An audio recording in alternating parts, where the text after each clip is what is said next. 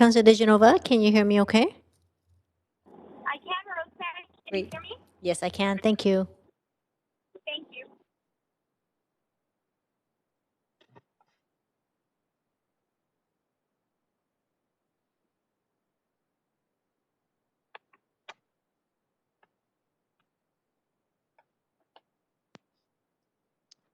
Hi, Rosemary. Councillor Carr here. I can't seem to get my major panel up here. I'm, in the chamber, I think, but I can't seem to get the panel where I press to speak, etc. I don't Okay, know sounds where good. it's gone. If councillors are experiencing that, you can just let the chair or myself know while we get you sorted out. Awesome. Thank you. Yeah, Rosemary, it's Sarah. I have the same thing. I have no icons at all to access the Yep. chamber. Yep, I've got IT notified. So we'll deal with both of you.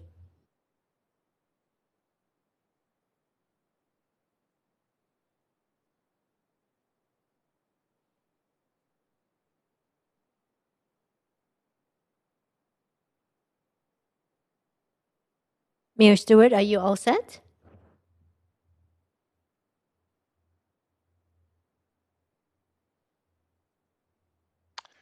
Yeah, looks like my panel's up and running, and I think we're good to go. All right, over to you then. Thank you. Thanks very much. Morning, Council. And I know we're having a few IT difficulties today, but I'll try to proceed. We have a bunch of things to get through before there's any voting or anything like that. So I'll just start. Welcome to the Vancouver City Council meeting of Tuesday, February 9th. This council meeting is being convened by electronic means as authorized under Part 14 of the Procedure Bylaw, and that's under Ministerial Order M192, and we're all participating remotely due to restrictions issued by the provincial government. Please note that if my connection is lost during any portion of this meeting, we'll recess the meeting until the connection is restored. If council loses connection during the voting process, we have staff on hand to get you back online, and we'll suspend the voting process until you're back online. Hey, Maz, it's Jean Swanson. Just hopefully, Councillor Swanson, if you could go on mute. Sorry. and that's okay. And I hear some other background noise, so there may be others. If you could just check your mutes, that would be great. Video of council members speaking, presentations, and vote results will be projected to viewers when available. And please, council, ensure that to ensure quorum, make sure that your video is enabled. And if we start to drop off and get close to quorum, I'll do a roll call just to make sure we're abiding by the charter provisions. As always, we acknowledge we're on the unceded traditional territories of the Musqueam, Squamish, and Tsleil-Waututh Nations, and thank them for their generosity to all who live, work, and play on these lands. And thanks so much to staff for everything they're doing, especially during this pandemic, which is taxing on everyone. Clerk, can we have the roll call, please? Mayor Stewart is in the chair. Councillor Carr. Here. Councillor Dejanova. Present. Councillor Fry. Present. Councillor Swanson. Here. Councillor Wiebe. Present. Councillor You Boyle. missed me. You missed Hardwick. My apologies. Councillor Hardwick. Present. Councillor Wiebe. Present. Councillor Boyle. Present. Councillor Dominato. Present. Councillor Bly. Present. And Councillor Kubiang. Councillor Kubiang. Present. Sorry, I'm having to do this by phone. You have quorum, Mayor Stewart. Thanks very much. Following the updated guidance issued on December 4th and further extended on February 5th, in-person participation for local government meetings and public hearings is not permitted under the provincial health order. Therefore, speakers who will be providing comments to council will be by phone, and a moderator will assist in patching speakers through when their turn comes up, and I'll assist if there's difficulty there. The public is strongly urged to listen to proceedings via the city's website or YouTube link, and follow along on Twitter @VanCityClerk for updates. Live streaming the meeting now will have both audio and video. Video of council members speaking, presentations, amendments, and vote results will be projected, of course. Any comments on agenda items can be sent to council using the web form on the city's website. The link to that form has been tweeted out on @VanCityClerk. So today we have one proclamation, 3 administrative items. We have in-camera motion. We have adoption of minutes and matters adopted on consent. Those are the administrative items. 1 communication, 3 reports, 8 referral reports, if not adopted on consent. 23 bylaws, 3 administrative motions, 9 members' motions. Just to note, council, that motion B10 has been withdrawn. Notice on council members' motions, new business inquiries, and other matters. So the plan for the day is we'll get going shortly here. We'll go till noon, break until 1 for lunch, then go in camera from 1 till 3 p.m. to deal with the in-camera items. Then we'll return at 3 p.m. to deal with the remainder of the agenda. Just a reminder that there's a public hearing tonight, so we are finished council at 5. So just keep that in mind. I know councillors always want to get to the new business items. And so just keep that in mind when we're asking questions, although, of course, we all have the rights that are provided to us under the council charter and the procedural bylaws. So the public hearing begins at 6 p.m. Until 10. So I'm going to start with a proclamation, which I think is very strange to do this Lunar New Year celebration week proclamation, because we're always so used to having so much fun at the events around the city, and but here in COVID-19, I know we're all trying all our best to make things as normal as possible. So I'm going to read this proclamation, and if you can close your eyes, you'll think about marching in the parade or participating in the various festivities. The next few days, we'll be celebrating Lunar New Year, one of the most significant annual celebrations of Vancouver's Chinese, Vietnamese, and Korean communities. This year, 2021, is the year of the metal ox, which begins on Friday, February 12th. In Chinese culture, the ox is a valued animal. Because of its role in agriculture, positive characteristics, such as being hardworking and honest, are attributed to it. 2020 has been a challenging year to us all during the COVID-19 pandemic. In Vancouver, our Chinese communities faced a significant increase in racism and related hate crime towards them. And in spite of this, many members of the Chinese community have shown great compassion by contributing their time and resources and keeping Vancouver residents safe during this very difficult time. As we welcome the Year of the Ox, we look forward with optimism that we can and will get through the COVID-19 pandemic, and that we will one day be able to celebrate these special occasions with our loved ones once again. So I'm going to read the Lunar New Year proclamation now. Whereas the City of Vancouver is home to a multitude of cultures and languages from around the world and values diversity as a source of strength, and whereas the City of Vancouver believes that celebrating diversity, be it gender, ability, ethnicity, religion, or sexual orientation, helps create a vibrant community in which all individuals live in mutual respect and peace, and whereas the City of Vancouver is home to a large and diverse Asian Canadian community that has significantly contributed to the social and economic vitality of the city, and whereas Lunar New Year encompasses many traditions, including that of Chinese, Vietnamese, and Korean cultures, and is one of the most important celebrations of the year for many Vancouver residents. And whereas Lunar New Year celebrations have become an integral tradition in the City of Vancouver, now therefore I, Kennedy Stewart, Mayor of the City of Vancouver, do hereby proclaim the week of February 12th to 18th, 2021 as Lunar New Year Celebration Week in the City of Vancouver. Just so council knows, 6 representatives from the following community agencies will be receiving the proclamation. They are Fred Kwok from the Chinese Benevolent Association, Terry Young from Success, Joey Wong from the Vancouver Chinatown Merchants Association, Cecil Fung from the Chinese Freemasons, Bill Kwok from the Chinese Cultural Center, and Brian Jiang from the Shawnee Benevolent Association. So due to COVID-19, in order to follow provincial health guidelines on restrictions of gatherings, a proclamation will be presented to the above representatives by mail.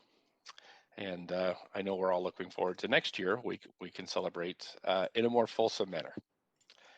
Thanks very much, Council. So I'm going to move on to more administrative matters, including moving in camera and minutes. We're required to meet in camera later this week, and the reasons and authority under the Vancouver Charter are listed in the agenda. Would someone like to move a motion to go in camera? Constitutional. Thank you. Councillor Hardwick seconded. All those in favor say yay. Yay. Yay. Opposed say nay. Thanks so much. That carries unanimously. We're on to minutes now, and we have 5 sets of minutes to approve. Minutes 1 are the minutes of the council meeting of January 19th and 20th, 2021. Are there any corrections? And I'll just give 5 seconds here. I don't hear any. Somebody like to move adoption? Councillor Carr, move. Thank you. Seconder? Anyone? Councillor Kirby-Young. Thank you, Councillor Kirby-Young. All those in favor, yay. Yay. Yay. Opposed, nay. Thanks, that's passed. Minutes 2 are the minutes of public hearing of January 19th, 2021. Any corrections? Move adoption. Councillor Carr. Thank you. Seconder? Hardwick. Thank you. All in favor say yay. Yay. Yay. Opposed, nay. Thank you. Minutes 3 are the minutes of the council meeting following the City Finance and Services meeting on January 20th. Any corrections? Mover, please. Move Councillor Hardwick. Carr. I think I heard Councillor Hardwick first, Councillor Carr second. Like to, all in favor? Say yay. Yay. Yay. Opposed, nay. Okay, that's done. Minutes 4, the minutes of the public hearing of January 21st. Any corrections? Can I have a mover, please? Councillor Carr, move. Thank you. Yeah. Seconder? Councillor? Kirby-Young. Thank you. Councillor Kirby-Young, all in favor, yay. Yay. Yay. Opposed, nay. Thanks very much. That passes. Last one, minutes 5, minutes of the Auditor General Recruitment Committee meeting of January 29th. Any corrections? Someone like to move adoption? Moved Hardwick. Thank you. Seconder? Second Carr. Thank you. All in favor, yay. Yay. Opposed, nay. Thanks. That passes. Okay, Council, we're moving to the portion of the meeting where we look at the agenda. If you just let me, and matters adopted on consent. If you just give me a second here while I pull up my city agenda so I can mark this. Okay, so we have communication 1, reports 1 and 3, and referral reports 1 to 8 on the consent agenda for consideration. We're going to already hold report 2 to hear from speakers. And council may adapt these recommendations in the communication and reports collectively in a single motion. Anybody want to hold these? I'm just looking at the Councillor Kirby-Young. Yeah, I'd like to hold, you're already holding report 2, so I'd like to hold referral reports 2, 6, and 8, please. Okay, so we're just going to mark this. 1 second. Okay.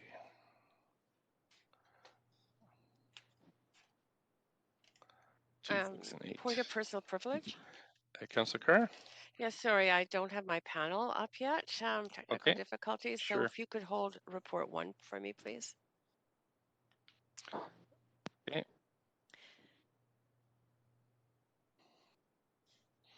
One second, I'm just taking some notes here.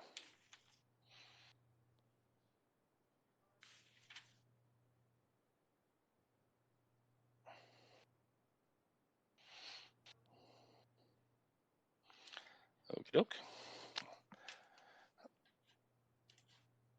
Councillor Hardwick? Yes, thank you. I have a question on communications number 1, changes to the council meeting schedule. We'd have to hold it if we're going to discuss it. Then I'll have to hold it then. Okay. Thank you. Alrighty, I'm just looking here. Sorry, that is item, which one? Communications 1. Communications 1. Okay.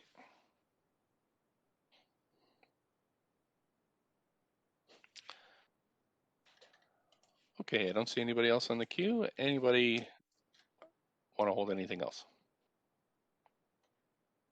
Okay. Anybody wish to declare a conflict of interest? We'll be voting on items number 3. That's report number 3. Referral reports 1, 3, 4, 5, and 7. I thought I heard referral report 1 was held by Councillor Carr. No, that was just report number 1, which was the street cleaning grants. No. It was referral report 1. Oh, Mr. referral Mayor. report. Yeah. Oh, okay. Thank you. Thanks.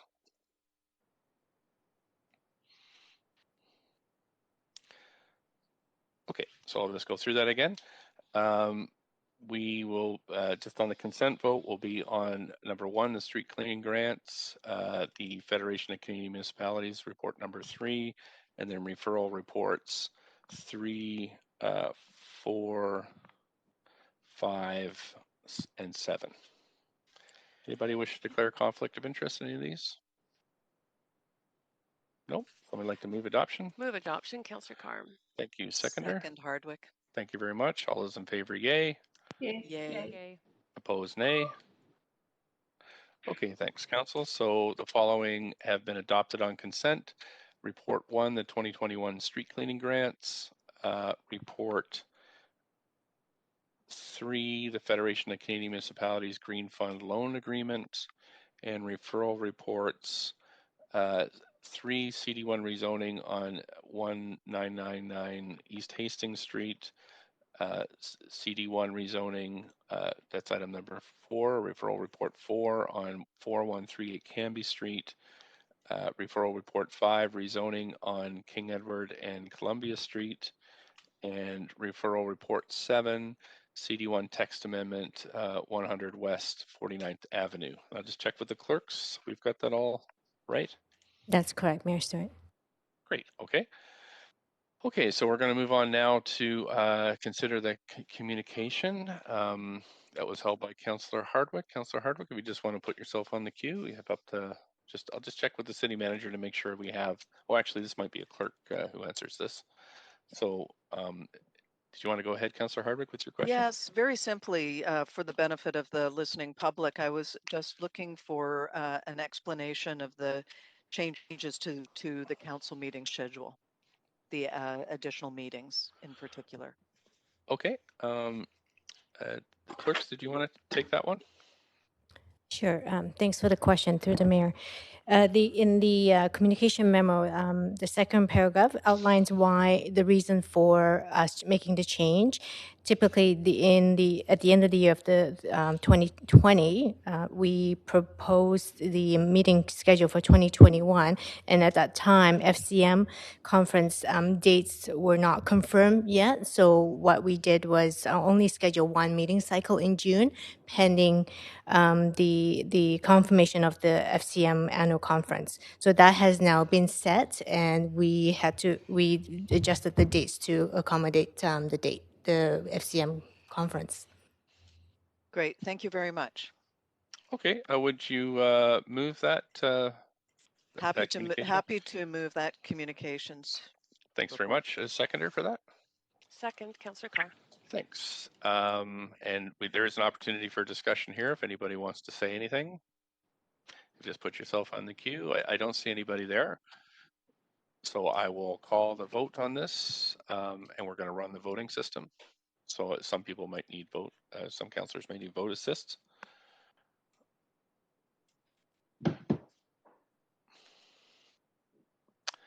So we're just voting to accept the communication report.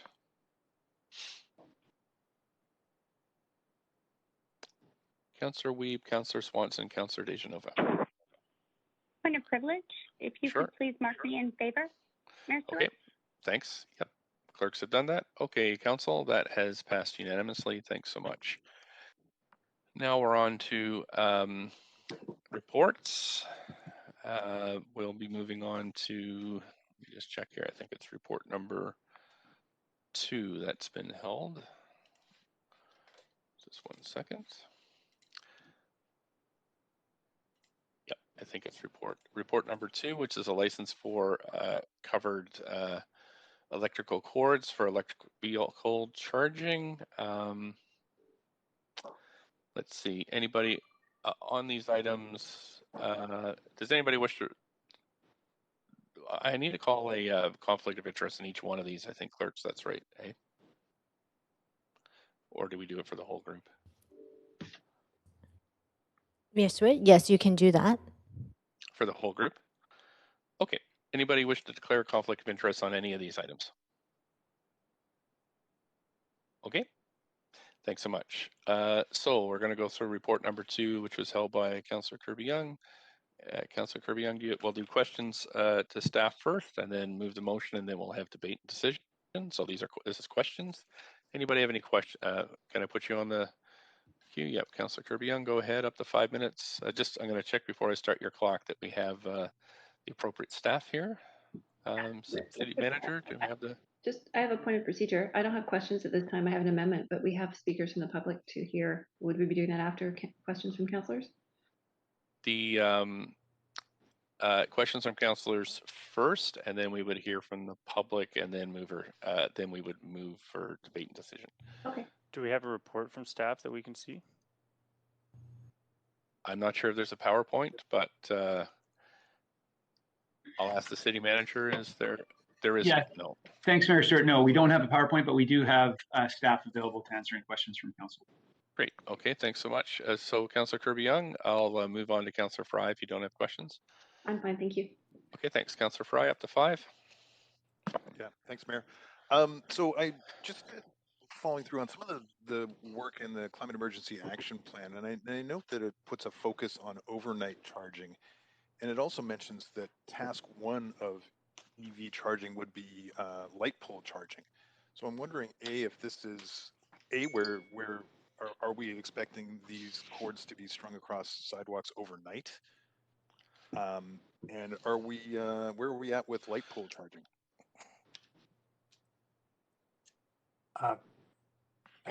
Hello, this is Ian Neville from the Sustainability Group. I'll be here to answer questions and direct other staff. Okay, thanks. So I can respond to that one, Mr. Chair and Mr. Councillor. So first off, with your light pole charging platform, that is a separate initiative that we are planning on doing in coordination with our LED light pole retrofits that engineering will be starting down the road on later this year. It sort of has to go hand in hand with those other energy efficiency improvements. So that's, again, part of the suite of different charging options that we're trying to make available to the public. To your second question on overnight on the sidewalk, that is generally when we expect it'll be most likely used, when most people's cars are parked and therefore charging by their homes. Okay, so when it was referenced as task 1 and task 2, that's not a chronological or a staging. No, and I think within some of the neighborhood charging items, there's certainly a suite of them that may not be listed in chronological order, is correct. Okay, so I see in the report that it mentions that these cords would have to be plugged into a GFI outlet, which is a ground fault interrupter to prevent, say, a frayed cord from electrocuting passers-by if it was a puddle of water, say, in the rain. How are we expecting to ensure that? I mean, I think most people may not even know what a GFI is. How are we contemplating that folks will in fact be using a GFI? Our primary goal in sort of how we set out the license agreement is that we will be kind of walking through like applicants through a sort of educational process, kind of like what we do with our temporary expedited patio permit system, so that they have to understand what their responsibilities are and will be required to make representations that they have a GFCI outlet in place. We're not going to be conducting inspections directly.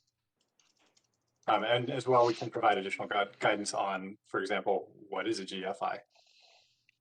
Right, but sure that they understand. There will be no inspection of this to ensure that folks are complying. We won't be doing any inspections of no, sir. I guess so. Also, I note in the report that the Canadian Institute for the Blind did not support this recommendations. I'm unsure as to where the People with Disabilities Committee has landed on this. It didn't sort of say a yay or nay from them, just that their input was considered. Right, thank you. That is a very good question.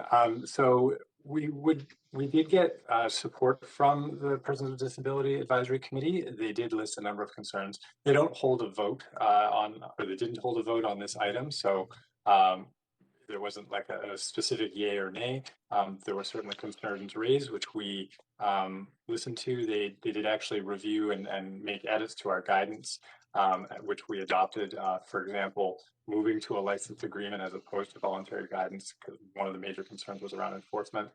So we have heard their concerns, and we believe that we've provided a safe option, in part due to the input they received from the PDAC.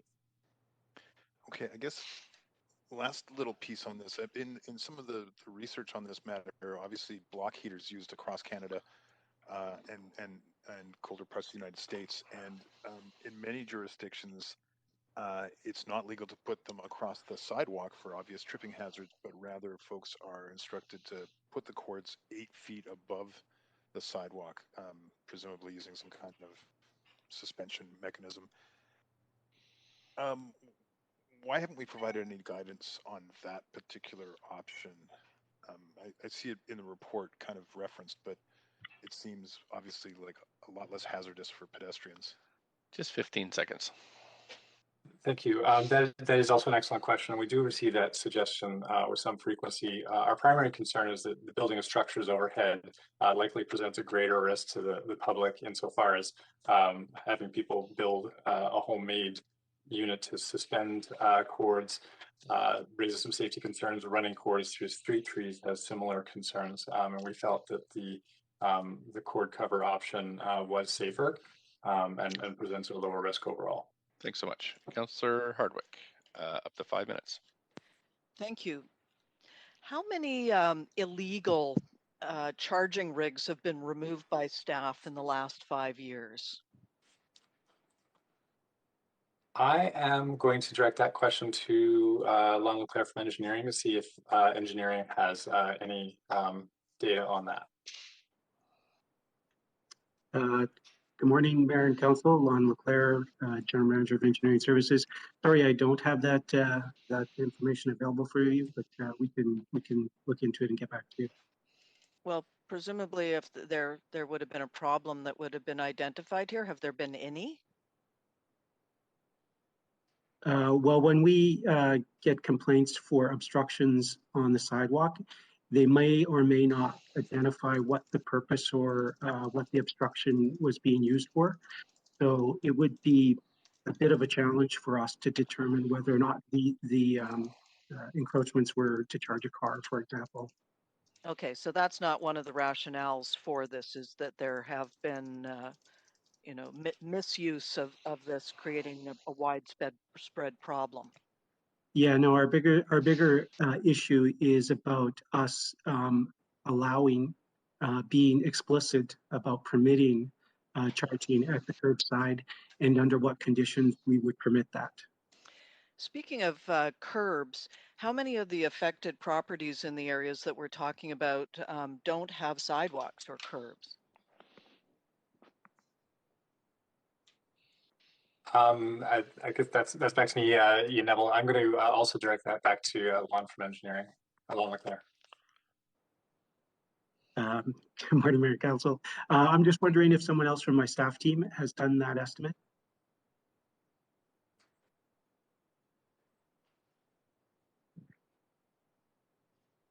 Just checking. Again, this is something we can provide the data for you. It will take us a bit of time. I don't have that ready on hand. And just this is the kind of thing that I would have thought would have been taken into consideration in this report. Finally, in doing this, what is the headcount increase contemplated? Are we looking at having to add additional staff to administer this program? Thank you, Councillor Hardwick.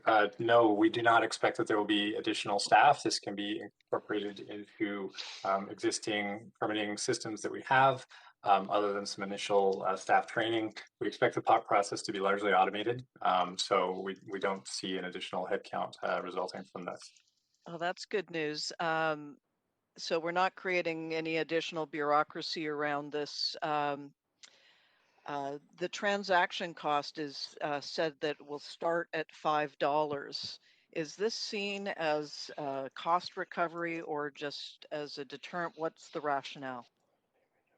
The rationale was effectively this is consideration in order for it to be a legal contract. One of the primary goals of this program is to make a low barrier option for people who want to transition to an electric vehicle.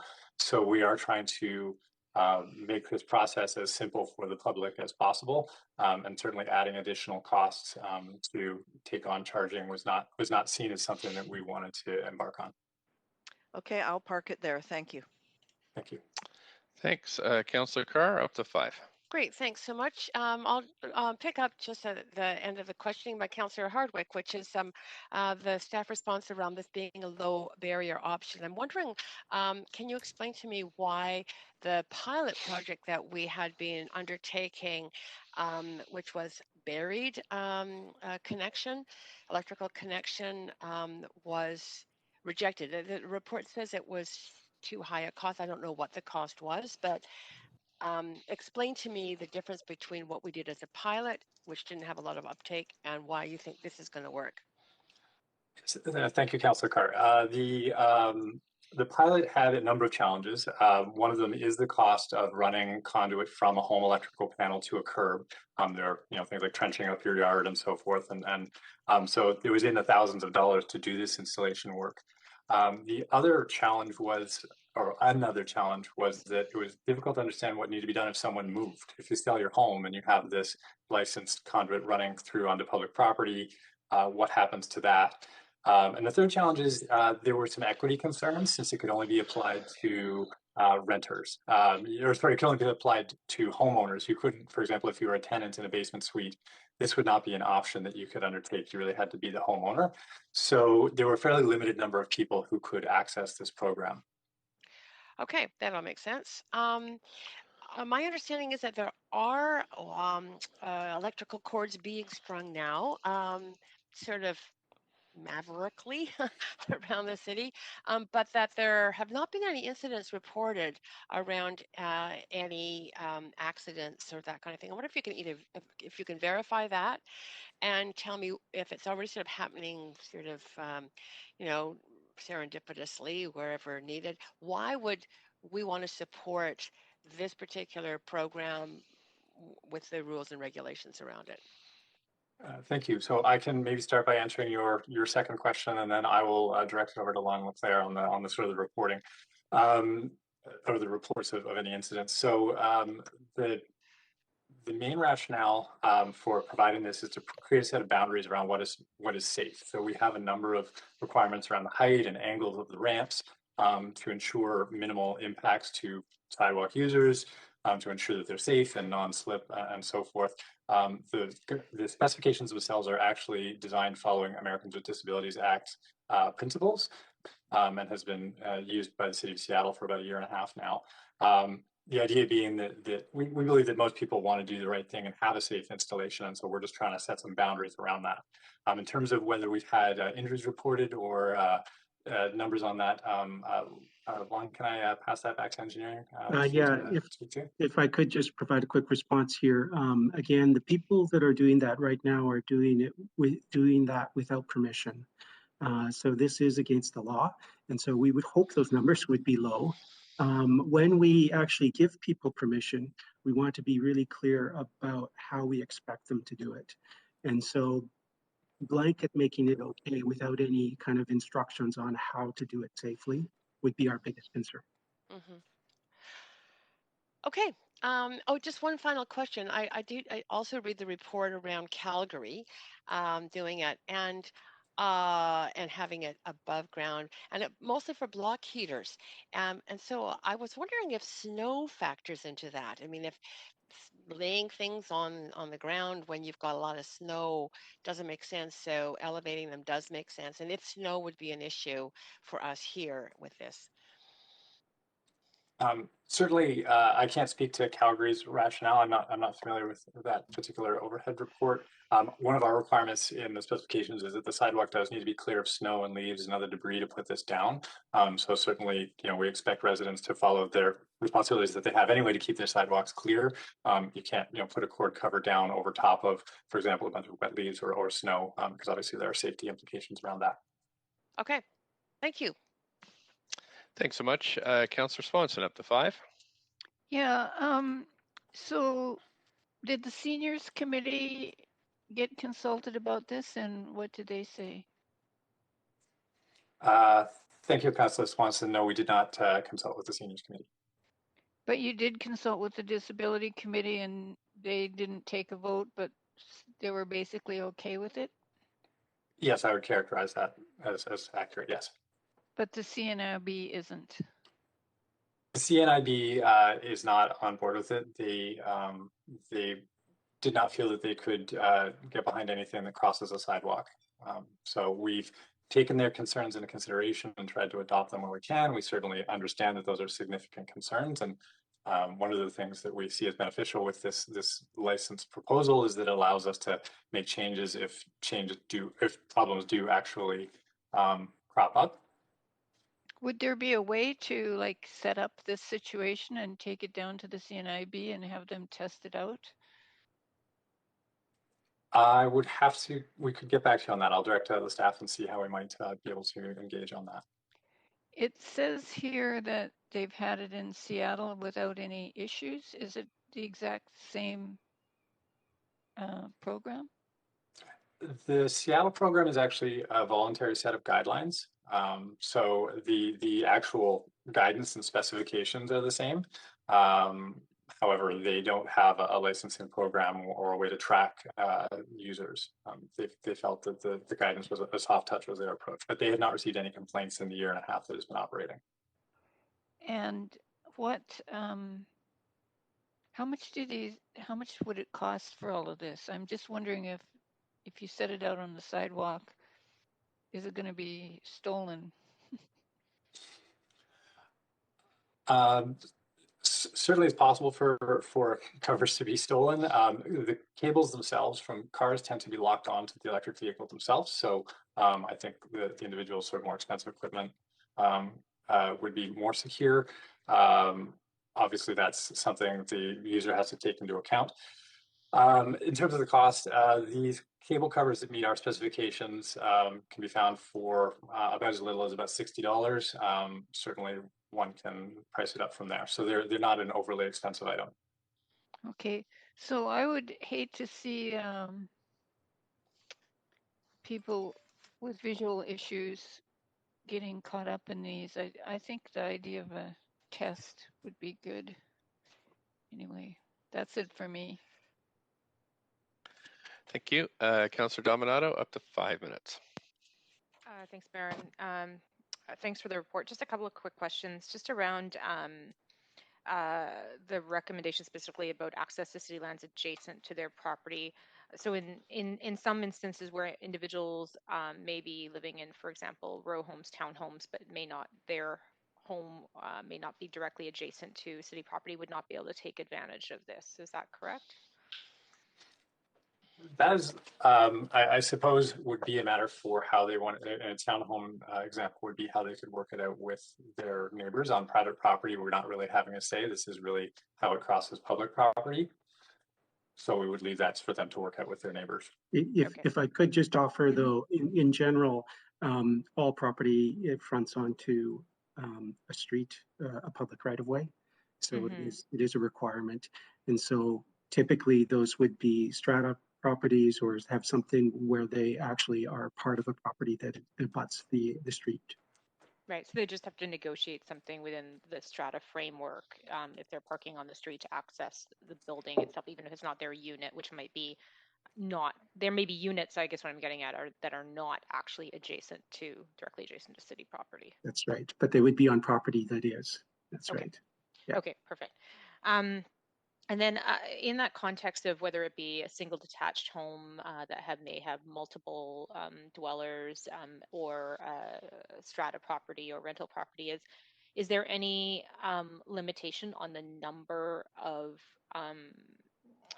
vehicles that could be charged at curbside from a property? So if you've got, for example, multi-generational living, you've got people, maybe families that have more than one vehicle, or you've got individuals renting a unit, a suite, and homeowners above, or even with a rental building, I'm just trying to contemplate, could you have 4, 5, or 7 cords running along one sidewalk if it's abutting to that property?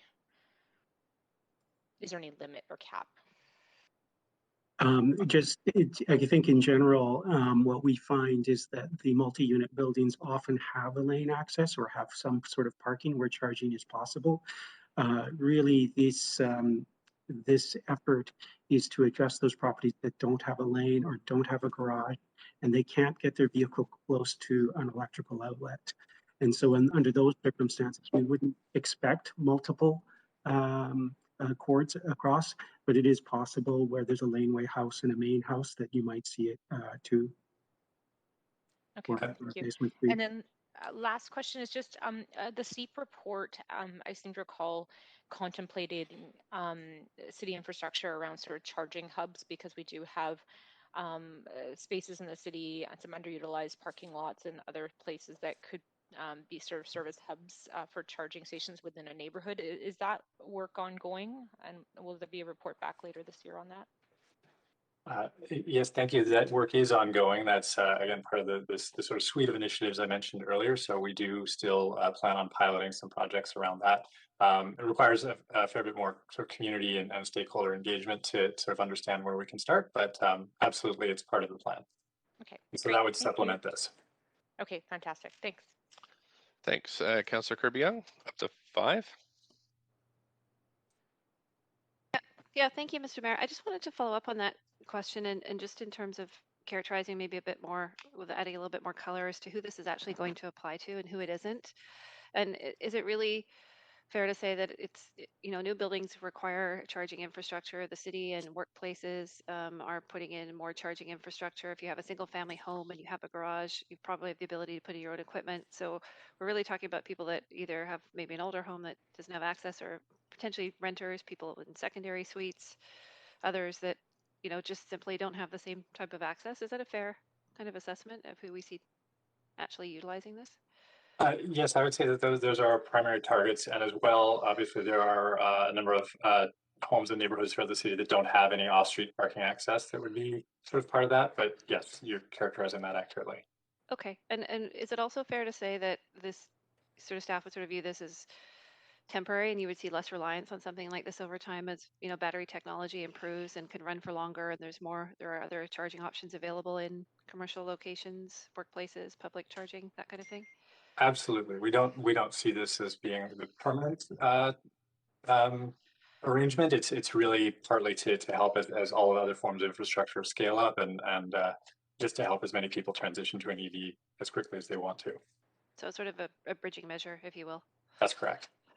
Okay, that's it. I will leave it there for now. Thanks. Thank you. Thanks. Councillor Boyle, up to 5. Thanks, and most of my questions were asked by my colleagues. I'm just wondering if you can speak a bit more to the option that we've heard. Council's heard from a handful of folks for whom it's worked well. The pilot options worked well for them, of putting a cord under the sidewalk. Is there a way that we can allow that as an option alongside what's being proposed today for those who can afford to and prefer that option? Thank you, Councillor Boyle. I would say that that is certainly an option that is worth pursuing, and it is something under consideration. I would say it has a number of other things that we probably have to determine in advance. I mentioned, for example, how to manage these assets if someone moves, for example, and I think there are still a number of questions that we haven't answered from that initial curbside pilot. But certainly I don't see a reason, if we can sort those out, why both options couldn't be available for those people who want to undertake it. The license agreement itself was a fairly effective approach. Okay, and on that vein, would staff need any direction to continue looking at how that option could be incorporated as one of the options that's allowed, or is that already part of what's being looked at?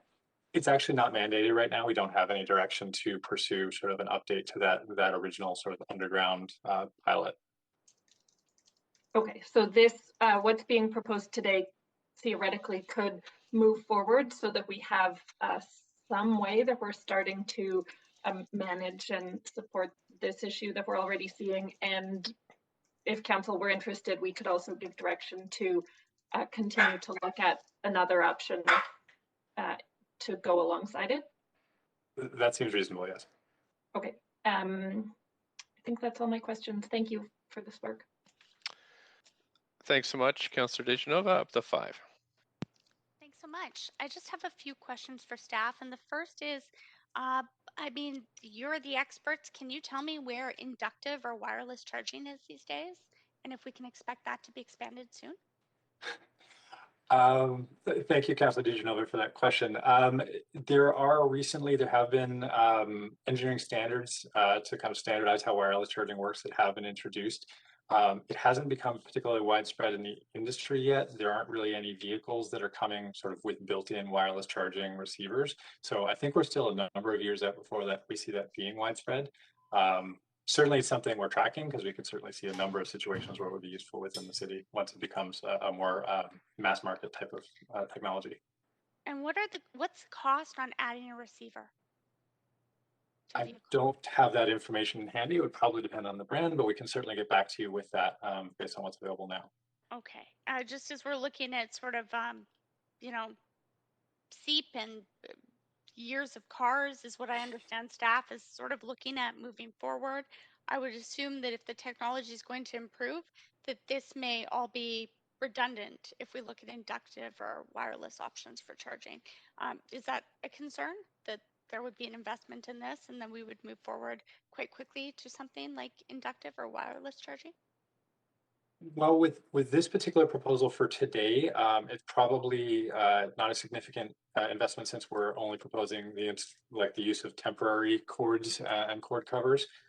With, for example, our existing public charging infrastructure, if wireless charging were to become more widespread, a lot of the cost that we have spent is actually all the infrastructure leading up to the charging station itself. The charging station itself is essentially the appliance on the end and would be interchangeable. So I wouldn't describe it as a stranded asset necessarily. We can certainly work with those technologies as they evolved. Okay, thanks. And I understand from the answers to Councillor Hardwick's question that you could do this within existing staff resources for citywide implementation of these recommendations. That's correct. Right? So I'm curious because recently we dealt with veterans parking and it was going to take 2 full-time staff members to administer that parking program. So is there a reason or a way that we allocate, like, is it the number of hours that it would take staff per year, per month, or is this a one-time implementation and then it should be able to run and flow on its own? Is that why there's a difference there? I can speak to this one, and then I might direct one of my colleagues in engineering to talk about the sort of the staff up in other areas. But with this one, we see it as being a largely automated process. We don't see there being a lot of staff time spent on administering or reviewing these licenses. And because enforcement itself would be on a complaints basis, it's not going to be like we're having people out walking the streets looking for violations of the license. So we see it as being a fairly light touch compared to some other programs that we have. And so perhaps I'll direct to Lon or Scott Edwards to maybe respond to other parking staff changes. Yeah, because it would just be another one of the permits that we issue. It's a pretty straightforward program for us to administer. In terms of the, I think what you're referring to was the report where we had looked at providing free parking for all veterans. It was actually a lot more time consuming and in the original proposal, but what council actually approved was different from the original proposal, which was not related to the individuals, but related to the vehicle and the license plate. So we actually changed it so it's just a plate rather than a person. Now, I don't want to have to move for more time for questions, but I may have to do that if I can't get through this one. I'm just wondering if you can give me the stats on how many bylaw tickets have been issued as to a previous councillor's question on, maybe the maverick ways that people are. I mean, I've come across it when I'm walking, a cord run across the sidewalk. For me, it's not a difficulty. For someone in a wheelchair, it could be. So I'm just wondering, how many bylaw infractions do we have, in the past 12 months, or, recently on average, how many do we have a month for that? And again, as per the previous answer, we don't have that number offhand. But again, my hope was that it would be a very low number, because it's not permitted right now. It is kind of an illegal activity to be doing that. I understand. I'm just tight on time for questions, but I would like to know that information. So I'm happy to move for another round of questions, Mr. Mayor, and perhaps Okay, staff we have a could get that seconder. information. We have a seconder for that. Second. Thanks. All in favor say yay. Yay. Yay. Opposed, nay. Okay, so we'll go to a second round, but we have Councillor Wiebe first in the first round. Go ahead, Councillor Wiebe. Yeah, as someone that sits on the Person with Disability Advisory Committee, I was wondering why this wasn't brought back for a vote and to get endorsement from the Person with Disability Advisory Committee when we had quorum for a meeting. And I've also, a second question to that is, it says in the report that specs can be altered as necessary, and I'm just wondering if this does go back and there are some small changes that the committee does recommend, is there an ability to make changes at a later date?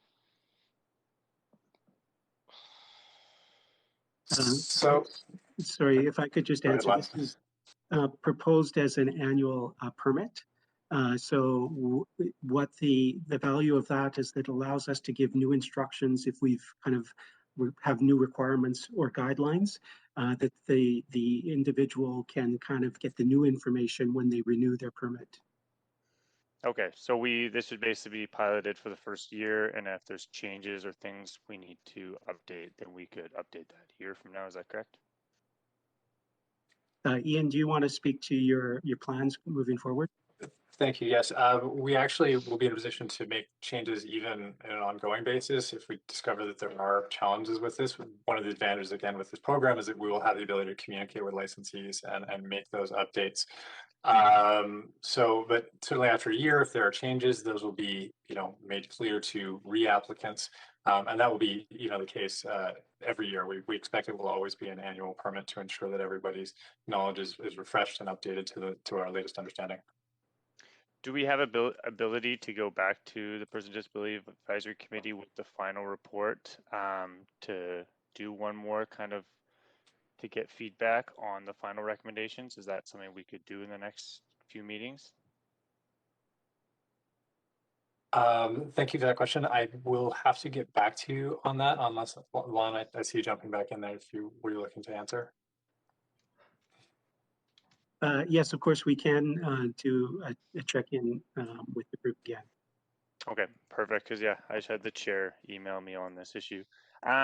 Second question is on the importance of getting licensing.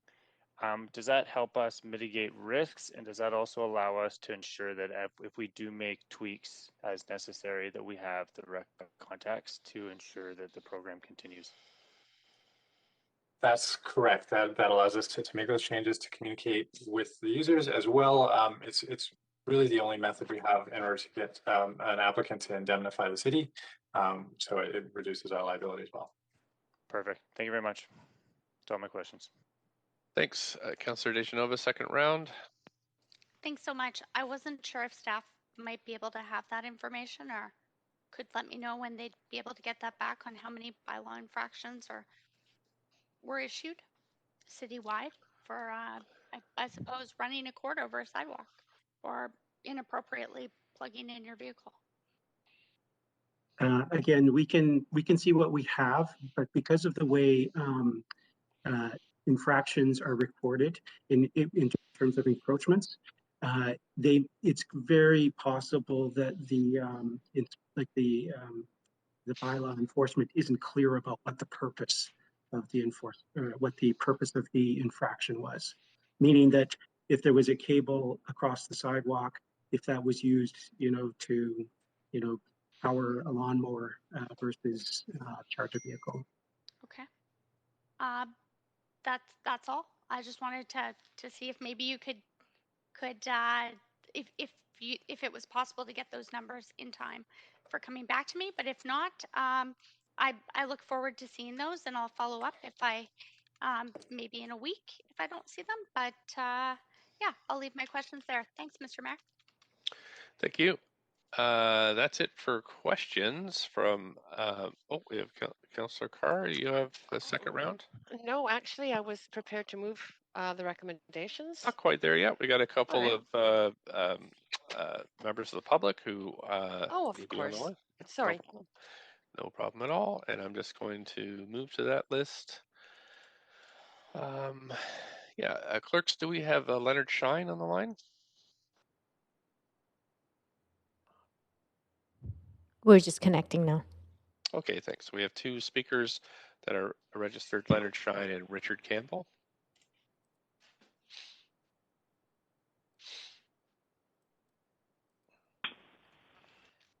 Leonard Shine, are you on the line?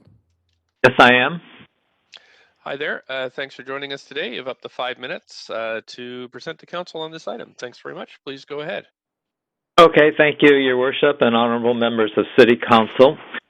I'm in favor of the recommendation from the General Manager of Engineering Services to allow homeowners and renters to charge their electrical vehicles on city streets. However, I'm not in favor of limiting them to just running their extension cords over the sidewalks, but I'm in favor of giving occupants the option of running their extension cords under the sidewalk as well. Like many of you, because of COVID, I've spent much more time walking daily. Mainly, I walk in Pacific Spirit Park or along our beaches. However, I've been walking also with friends, only one friend at a time, of course, in many neighborhoods across the city, including Kitsilano, Dunbar, East Vancouver, Kerrisdale, and Mount Pleasant. I've noticed that people have put extension cords to their cars without covers, and not only is that a safety issue to me, but it looks very ugly. I've also noticed that some people have put extension cords under the sidewalk, and you walk by them and you don't even notice them. And I recently talked with a friend who lives in East Vancouver and is thinking of buying an electrical vehicle later this year. She said in her neighborhood, anything left outside, including an extension cord, would be stolen. Deloitte did an automobile consumer study last year and found that 37% of the population would not buy an electric car because of a lack of charging infrastructure and the time it takes to charge a car. Phase 1 chargers, which are the ones recommended, which are 110 to 120 volts, the type of current you use for your holiday lights outside, they charge at the rate of 6 to 8 kilometers per hour, depending on outside temperature. Therefore, if someone drives their car for 30 kilometers in a day, they would need to plug their car in for 5 hours. If they drive 60 kilometers in a day, they would need to plug their car in for 10 hours. If you think about taking in and out daily your extension cord, as you're only allowed to have your extension cord across the sidewalk when you're in charging, that means for someone using a car for work, they'll be charging in the evenings or overnight or most likely on weekends. The option for putting the extension cord under the sidewalk means that it stays there and you do not need to put it out or take it in daily. Also, it is safer for theft as it's underground. It's much harder to steal. Plus, it does not interfere with anyone using the sidewalk. I Googled drilling, boring under a sidewalk and driveways and found many websites with companies renting the power tools to do it yourself, as well as many YouTube videos on how to do it, as well as there are many contractors and companies that can do it for you. Sidewalks are around 1.2 meters in width and 2 to 3 inches deep, so it's not a difficult job. And the ones that I saw, they only had the conduits running under the sidewalk, so that 1.5 meters. The rest of the one, it was just on top of their yard, and then it went under the sidewalk with a conduit. So I think if one only used the conduit under the sidewalk, it probably wouldn't cost more than $200 for a one-time permanent installation. I also lived in Saskatchewan, and I had a block heater in my car, which of course I had to buy when I moved to Saskatchewan. and I was renting a communal house as a student, and we actually had our block heaters cords going under the sidewalk there in Saskatchewan, so it wasn't like Calgary where they went over it. It seems like really safe to me to put it under the sidewalk. So I ask you to please amend the recommendation to allow occupants the option of putting the charging extension cord under the sidewalk. Thank you for your time. Thank you. You do have questions from councillors. Councillor Dejanova, up to 5 minutes. Thank you very much. Thanks for speaking with us on this topic. One of the questions that I asked staff was about the future of wireless charging. And I understand that it's really taking off right now, and we could see in 6 months to a year that being an option where there's long range charging that could avoid this entire issue, that would see, whether it's over the sidewalk, under the sidewalk. Would you like to see it go in that direction? Instead, if possible, of having to have a cord under the sidewalk, maybe having a cordless option? Well, I think right now that technology is not there, and we really want to encourage people to get electric cars, and all governments are doing that, including cities of Vancouver. If you look at a country like Norway, where they have this last year, I think it was close to a third of the cars sold were electric. I think today we want to start it today, and for someone to, hire a contractor to spend a couple $100 to put under the sidewalk, and the extension cords you use are the same outdoor extension cords that you use for lighting, at Christmas time, your lights outside. So it's not a huge expense, and it would be available to anybody, any occupant, in any situation, and it's they would be paying the cost. It doesn't cost the city anything. It's their electricity. Just give you one thing that I saw. I was bicycling in southern Italy a few years ago, and people in their front yards had solar panels. Now, I don't think we allow that in Vancouver. We only allow solar panels on buildings, but all these houses in their front yards had solar panels, and it just seemed like, why can't we do that? We want to, deal with this climate emergency, and if somebody's putting a charger into an electric car to have solar panels to help pay for that charging, I think people just give people the option. We shouldn't force anybody to put it under the sidewalk. If people want that option because it looks nicer, it's safer, you don't have to go in and out every day or every. More question for you.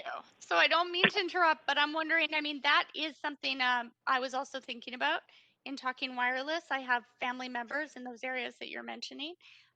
Do you think, though, if we were also to consider working with a company, as we did, TELUS and other companies that have offered these options for free on top of what we're looking at right now, would that be something that you'd support? Like a sponsorship of a company to try and bring, as we go along, to incorporate that technology? Sure. We Vancouver City uses Shaw for, our bike share. I think if any corporation wants to pay for something, as long as they're not really, if they're providing a good service to deal with our climate emergency and it doesn't cost the taxpayers any money, I don't see a problem with that. Thank you very much, Mr. Fine. Thank you. Councillor Kirby-Yung, up to 3 minutes. Yeah, thank you very much. I'll be quick. Good morning, Mr. Shine. I know that you had sent me a number of photos because you're passionate about this topic, and they look sort of like small decorative type rocks or boulders. I wonder if you can kind of visually describe sort of how small and how much they can blend into the landscape, just to kind of visualize that for people. Sure. Well, one I saw, somebody, like from a movie set, you can get something that looks like a rock, but it's not really. You buy it at gardening stores, and they put their charger inside that, I guess with a key so someone else couldn't use it. Their cord was under the sidewalk, so you couldn't see it. I just happened to notice this like movie rock, and when I looked at it more closely from the car side, I could see of the street side that it was actually a charger, and you didn't see the cord or anything. Another one that I saw walking that someone had some bushes between the sidewalk and the street, and the cord was in the bushes, so you don't notice it. It was underneath the sidewalk. You would never even know it's there unless you happen to notice it. It's because when just walking by. So I think there, at different houses, people will do different things, and I think it's we should allow people that option. And it's their cost to do it. It doesn't cost the city anything, and it looks, you don't notice it, and it's totally safe for everybody walking on the sidewalk. It doesn't, hinder anybody. So they look very discreet, and it can be placed out of the way. That's what I'm hearing from That's, the research that you did, right? Is that right? It's not that I did research. I'm just walking a lot, and I noticed. I'm sure there's other ones I didn't notice because they're under the sidewalk. You don't really notice things. Right. Okay. Thank you very much, Mr. Shine. I appreciate you coming to speak. Thanks. Councillor Boyle, up to 3 minutes. Thanks. And I also have appreciated seeing those pictures and hearing the desire for multiple options, including support for what staff have put forward. I'm curious to hear the licensing approach with a $5 sign up online license so that we can keep track and update folks. How does that sound to you as someone who is an electric vehicle driver? Yeah, no, I think $5 is reasonable. I mean, I think, I think I don't have a problem with the city charging $5, no. Okay, great. Appreciate, again, all the information on this, and thanks for calling in. Thanks so much. That's it for questions. I really appreciate you participating today, Mr. Shine, and I'm going to move on to the next speaker. Hi, Mayor and Council. Can you hear me? Yes, Hello? we can. Hi there. We can hear you. Please go ahead. Up to 5 minutes. Hi, Mayor and Council. It's Richard Campbell. I'm a resident of Vancouver. And further to the previous speaker's suggestion, I would say that the only option that should be allowed is going under the sidewalk, and obviously more work needs to be done there. Furthermore, I have fundamental concerns about the process here, particularly regarding equity. It's becoming clear that as in all governments, there's a lot of work that needs to be done here, and there's several issues with the report and the process, including, as others have brought up, that basically ignoring the problems that the Canadian or the blind, or sorry, I can't remember the name, the Canadian Suit for the Blind have with it. And, furthermore, what the city should be doing is they should be hiring disabled people with a range of the challenges that have the proper training, and they can have the resources to do engagement, so the city can provide these recommendations in-house. Having unpaid volunteers with very little resources to do this actual research, when there's a huge range of challenges that disabled people face, it's not realistic, or it's not going to get where it needs to go. Specifically here, there's been a lot of unpaid volunteer work by disabled people that have told the city the sidewalks are a problem. And thankfully now the city is listening, and soft-cut concrete are the standard. So it's this nice, smooth service. So people that experience pain when they go over bumps, they don't have that problem. That's a big concern here. Essentially, these are big speed bumps in the sidewalks. And while I don't know if it would be a problem, that certainly hasn't been addressed. So you really need to pay people to give you the advice that you need on this. And that hasn't been done here. And it seems like it's not really being done anywhere. So you need to fix that problem first, and then redo these recommendations and come back with something that is really going to work for people, especially those that have been disadvantaged the most by society. And then the other problem with this report is it makes these equitable arguments that really don't make much sense. Electric vehicles are expensive. Most of them are sold by the richest man in the world. So to say that people can't afford to spend a bit more money on this, that can afford these vehicles right now, it really doesn't make much sense, and it's almost weaponizing equity to make the argument that you want to make anyway. Maybe in a few years, when electric vehicles are less expensive and more widely available, that would make sense, but we're certainly not here yet.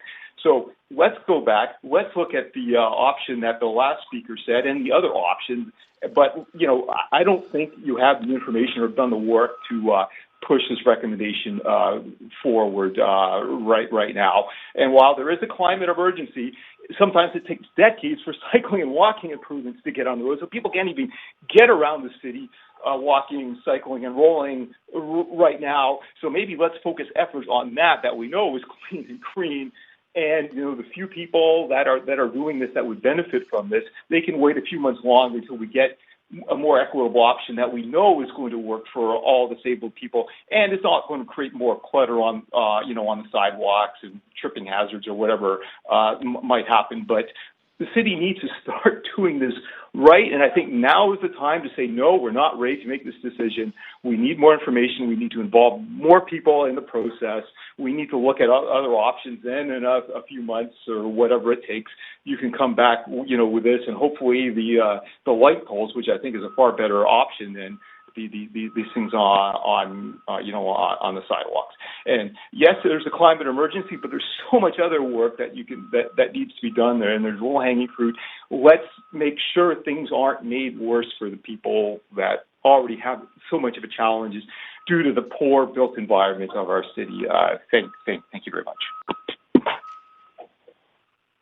Thank you. I don't see any questions for you. So, Councillor Kirby-Yung, questions?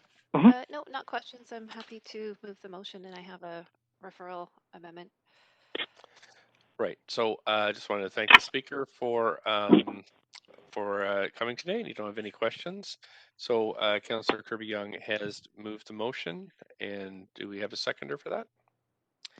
Second, Councillor Carr.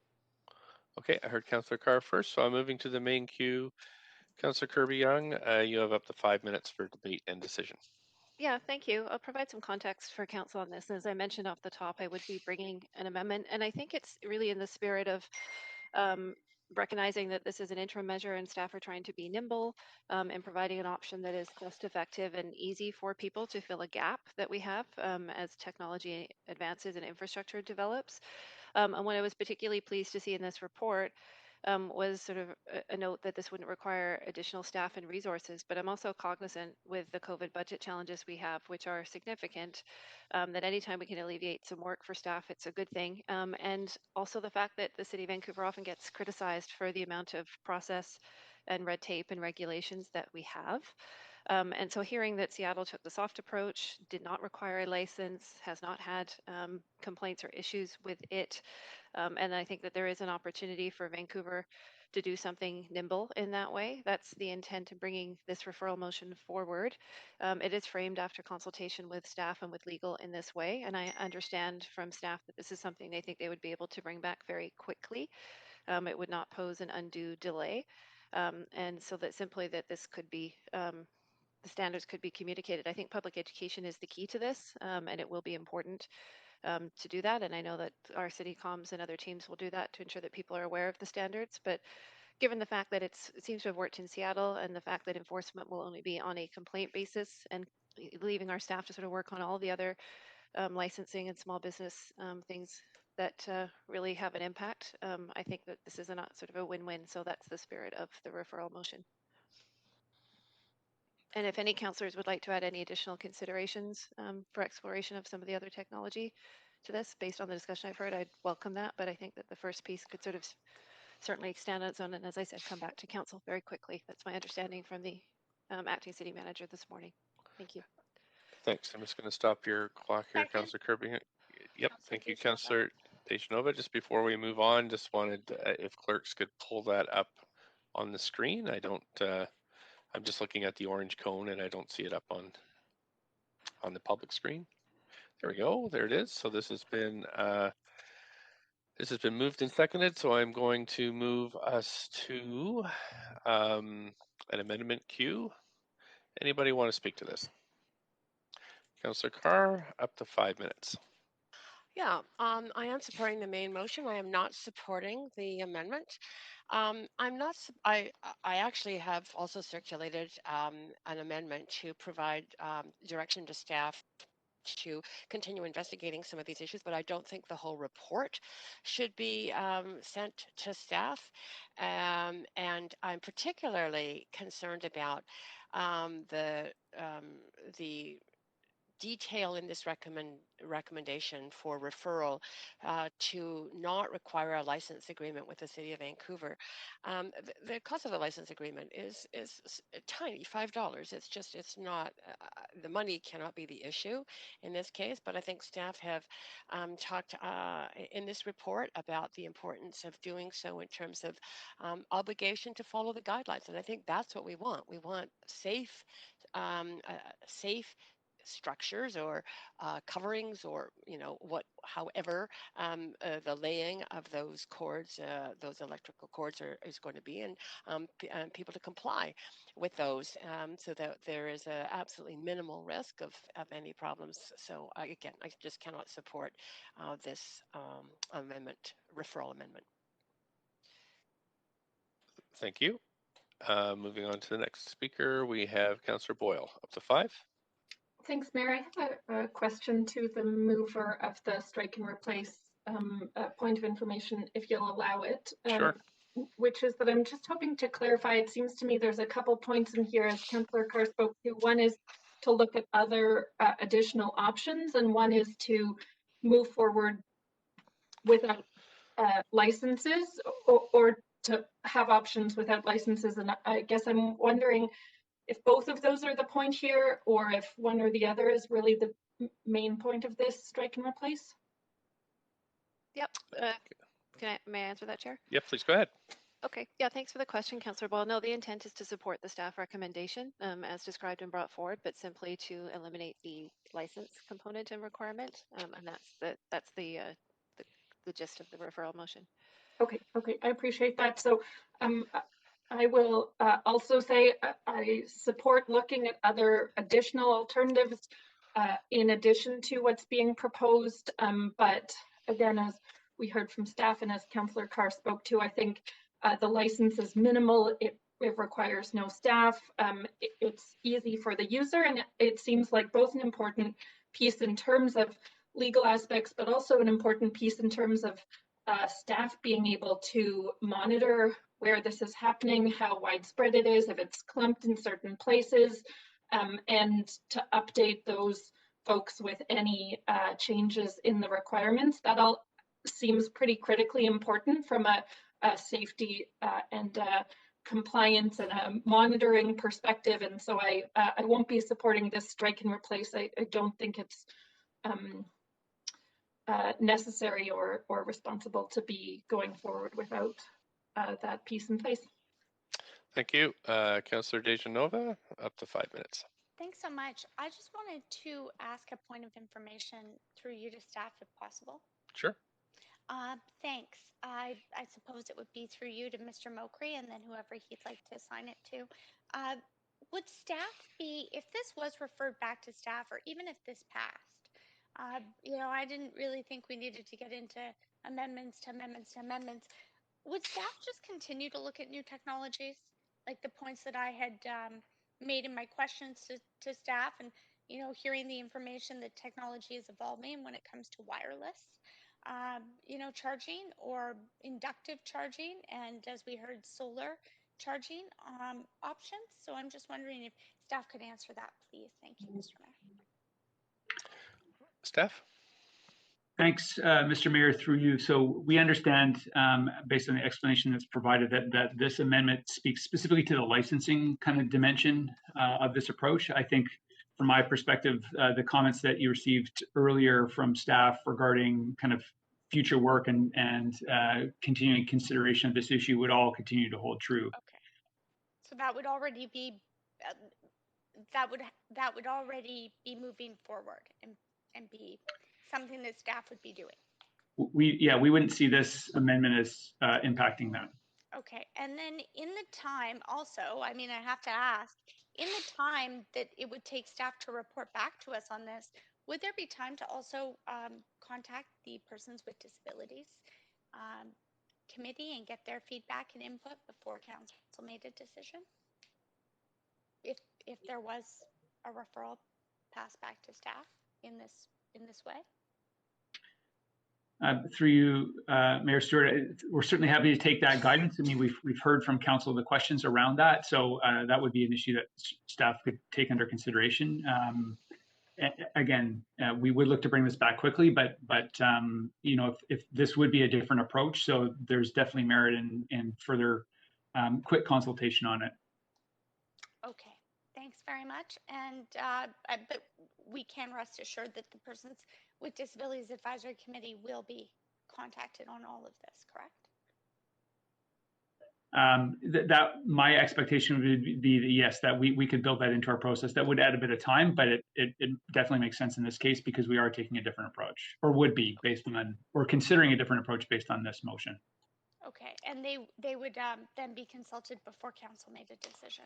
I will be supporting this wholeheartedly for those reasons. I think that you're right, Mr. Mokri. This does address specifically the issue of licensing. However, I think that it may give time for that consultation as well. And I'm just very encouraged to hear that staff will continue to move forward in looking at new technologies. So for that reason, I certainly also support this amendment moved forward by Councillor Kirby-Yung, and I think that you know, we should make sure that we're considering all of our options. Thank you. Thanks, Councillor Dominato. Up to 5. Thanks, Mayor. And just brief comments on this with respect to the amendment. I don't believe the intent of the amendment was with respect to in reference to licensing agreement. The subject of cost was brought up. I don't think it's around cost. I think what I heard and what I think is critical here is that this is about creating more regulatory red tape and reducing that. And I think that we've seen other examples that staff cited in other jurisdictions where they set guidelines and a framework that people are expected to follow. There's an education component. And if there are any challenges, there's also a clearly identified complaint process or complaint appeal approach. And I don't think this is an item that requires and necessitates a licensing framework. As we've heard from citizens in the city, they're actually feeling overregulated, and so I would like to see what other options might be possible.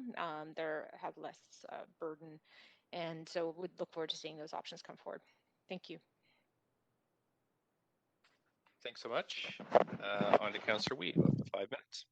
Yeah, I won't be supporting the referral. I do think that it's important that we do have an agreement to indemnify the city, as well as I think it's important for us to have the names and information of who is in charge of one of these cords if it doesn't meet compliance, because it would take a lot of staff time, recognizing that we've done some of this work in the BIA where it can take a lot of staff time to figure out who is the operator of that. And I think that we're trying to reduce staff time on this. And so I think it would be smart to have quick information to ensure that we can enforce compliance when there is an issue. So I will be not supporting this. Thanks so much. That's it for looks like debate on this this amendment. So we'll call the vote, please, clerks.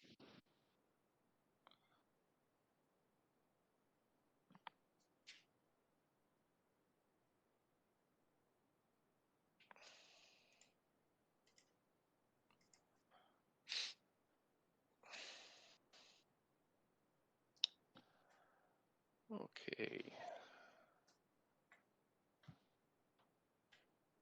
So that's a tie vote. And the result of a tie, that fails. Okay, so thanks, Council. We'll be moving on to the next. Oh, sorry, I'm supposed to read it out. Yes, it's Councillor Boyle, Weeb, Swanson, Carr, and myself in opposition. Yes, Councillor Kirby-Yung? Yeah, just a quick point of procedure, if I could, Mr. Mayor. I noticed it said that Councillor Fry was absent from the meeting. I just want to confirm that that was the case and he didn't have any difficulty voting. Point of procedure, I trust the clerks on this one. They mark them, but the clerks have informed me that Councillor Fry is away for civic business. Oh, okay. I still saw him on the WebEx. That's why I was wanting to make sure, since it was such a close vote. Thanks. Okay, we're back to the main queue. Councillor Carr.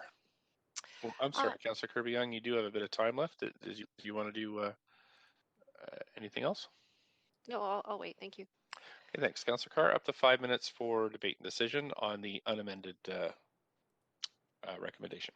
Yes, thanks. I'm supporting it, but I would like to provide an amendment, and I have forwarded that to everyone. Perhaps the clerk can bring it up on the screen. But it's a pretty, I can speak to it as it comes up. It's a simple recommendation that's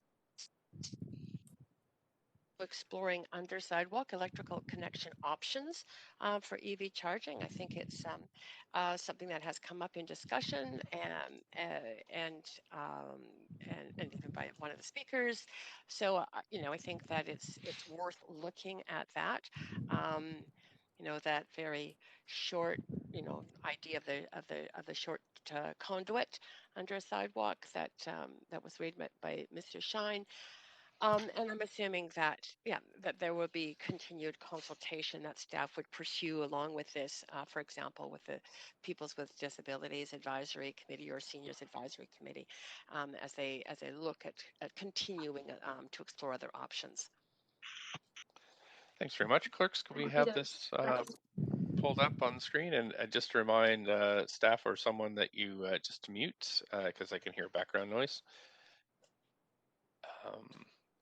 So I'm going to stop your clock as this is coming up. Okay, so we have this. Right, so we have a seconder for this. Boyle. Thanks. So we're going to move the amendment queue. Would anybody like to speak to this one? Mr. Councilor Mayor? Oh, sorry. Yes, go ahead. I couldn't get my queue up, but now I can. So I can. Okay, thanks. Councillor Boyle, go ahead, up to 5 minutes. Just to say that I support this. I think it's a sensible approach to move forward with the work that's already been done and to continue to explore this option, which we've heard would work for some residents. So appreciate the clarity and simplicity of it and happy to support this along with the original staff recommendations. Thanks so much. Councillor Dejanova, up to 5.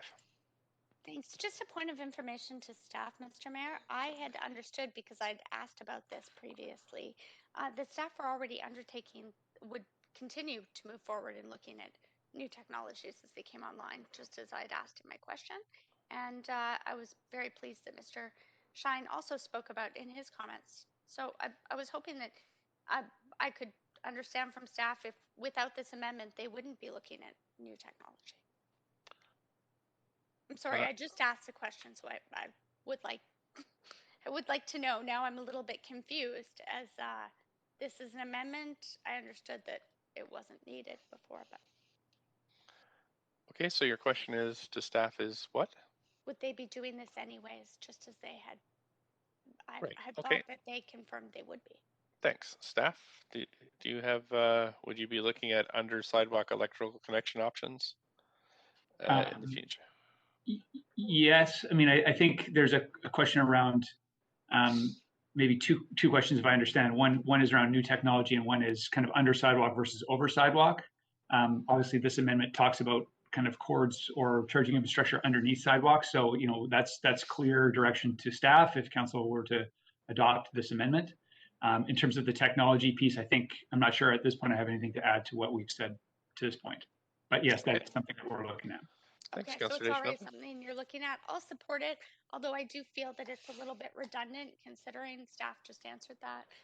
Again, as I said, you know, I wouldn't put something forward if staff was answering it, but if we have to do this, I will support it. Thanks so much. I don't see anybody else on the queue, so I will call a vote on this. Clerks, if you could trigger the vote. Thank you.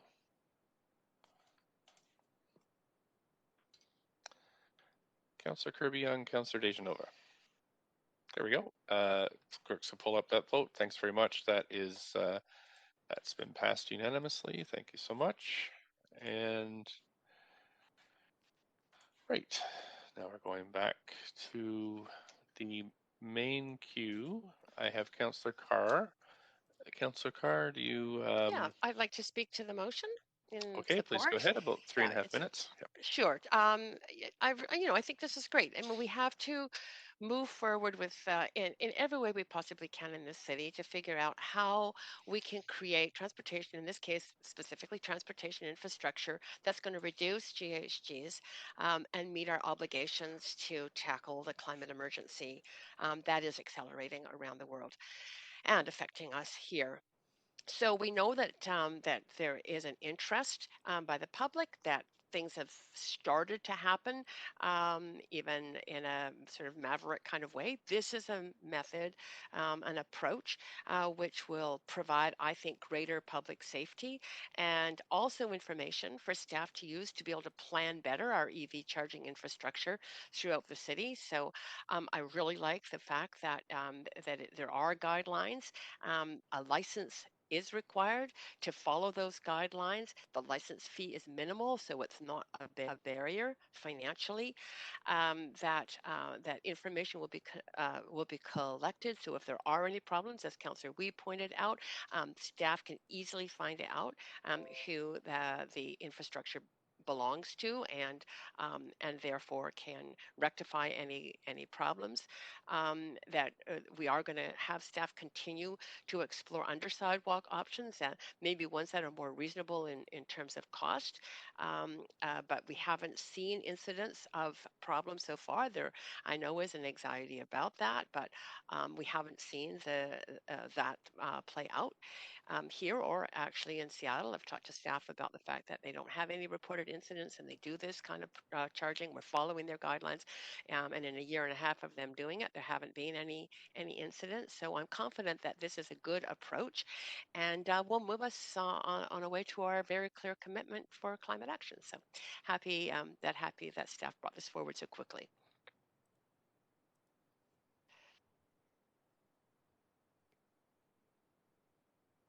Mr. Mayor, you might be on mute. I'm sorry. Councillor Boyle, up to 5. Thanks, and I will echo what Councillor Carr just said so well, and just add appreciation for this pretty simple midterm solution in a larger challenge that we're facing.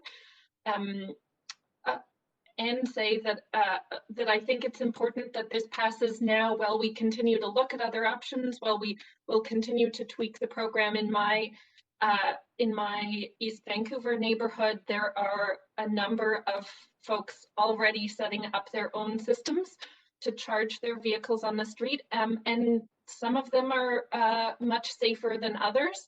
And I think having some clarity about the expectations, particularly in terms of visibility, in terms of accessibility, in terms of electrical safety, is important, and not doing so and not seeing this pass today would put us in a worse situation. So I don't think, nobody is suggesting that this is some silver bullet solution for any of our challenges, but it is an important and sensible next step in terms of one of the challenges that we hear regularly from residents across the city, and particularly from homeowners and renters in single dwelling and low density neighborhoods. This is a challenge folks are facing. It's a barrier to moving from gas cars to electric cars. And so I hope that we support and pass this simple piece today and continue the rest of the work, rather than leaving it in the sort of, as Councillor Carr said, maverick situation that we're in, which is, I think, a worse scenario for everyone. Thank you. Thanks. Councillor Swanson, up to 5 minutes.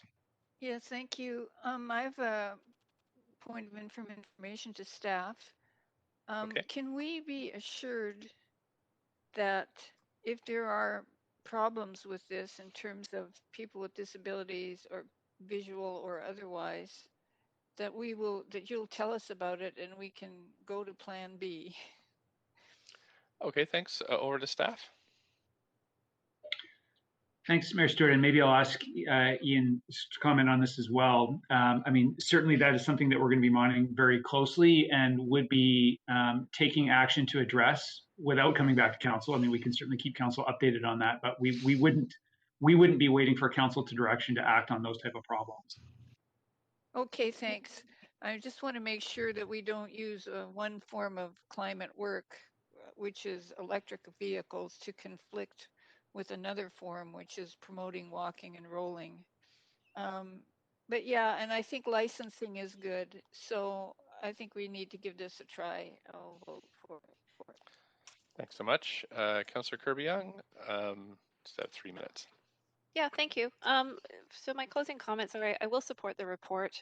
What I like about it, and I think it's actually standing out in my mind as a bit of a happy anomaly, is that it's a simple kind of adept and nimble solution to an interim challenge and a problem, I think, as technology improves with electric batteries and as the infrastructure for charging grows in terms of commercial areas, and as new buildings come up that are required to have charging, and you see more charging stations in workplaces and community centers and so on. So I recognize that this is a moment in time, and I appreciate the fact it's a nimble solution. It's refreshing to have a report that says it's not going to require additional staff. It's not necessarily going to take a lot of processing time, but it will take some. And I do think that we're missing a golden opportunity here to cut some red tape. We hear from residents of the city all the time about the amount of processes that we have, and it will take some staff time. But it also is additional things for the City of Vancouver residents to do who are feeling pretty beleaguered right now with the amount of civic requirements that they have to adhere to. So I would have liked to have seen us take the Seattle approach, especially hearing that they had taken that soft approach and they had not had issues. And I think that that would have been, and honestly, a great signal from this council to sort of say that, we don't feel the need to put in to that red tape when we don't have to do so. So I think it's sort of important to note that. And it's not about the fee. It's really about trying to not put processes in place that are not necessary. It is happening anyway. I think that what's going to be most important is going to be the guidelines and the public education around that piece. And to the people that have sort of said, because there's been quite a discussion point in the public around this notion of having cords lying across sidewalks, et cetera. The safety aspects are obviously incredibly important. The engagement of the Person with Disabilities Committee is incredibly important. But this is designed, I think, to address some of those safety issues as well as support sort of our green goals. So, what I would say to those people is that it's not the be all and the end all. It doesn't mean that we're not going to continue to invest in public infrastructure. And it doesn't mean that other solutions aren't there. It's just part of a mix of approaches. And it is a low cost implementation, and that's a good thing. So for that reason, I will support it. Thank you. Thanks so much. Councillor Dominato, up to 5.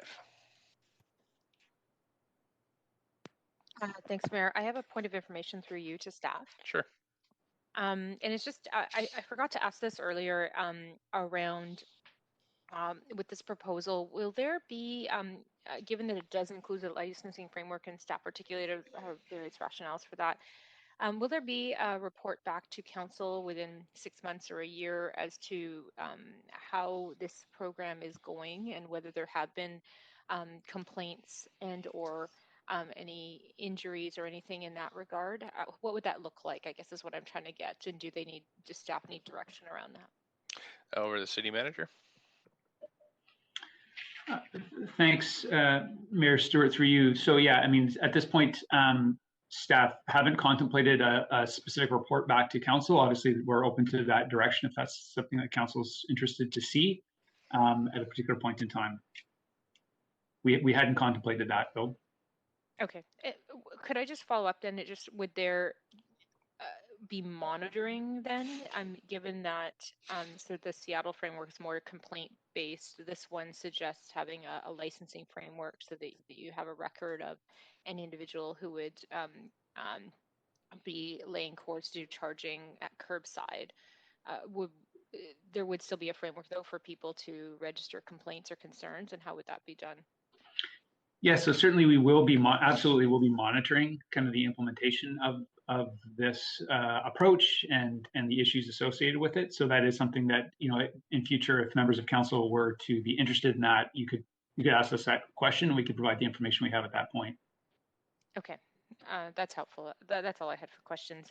I think that just in terms of overall comments on the report, I did appreciate the amendment, and I recognize that it wasn't supported by the majority of council around removing the license framework and agreement, just to the point I made earlier around the adding more red tape and regulatory red tape in the city.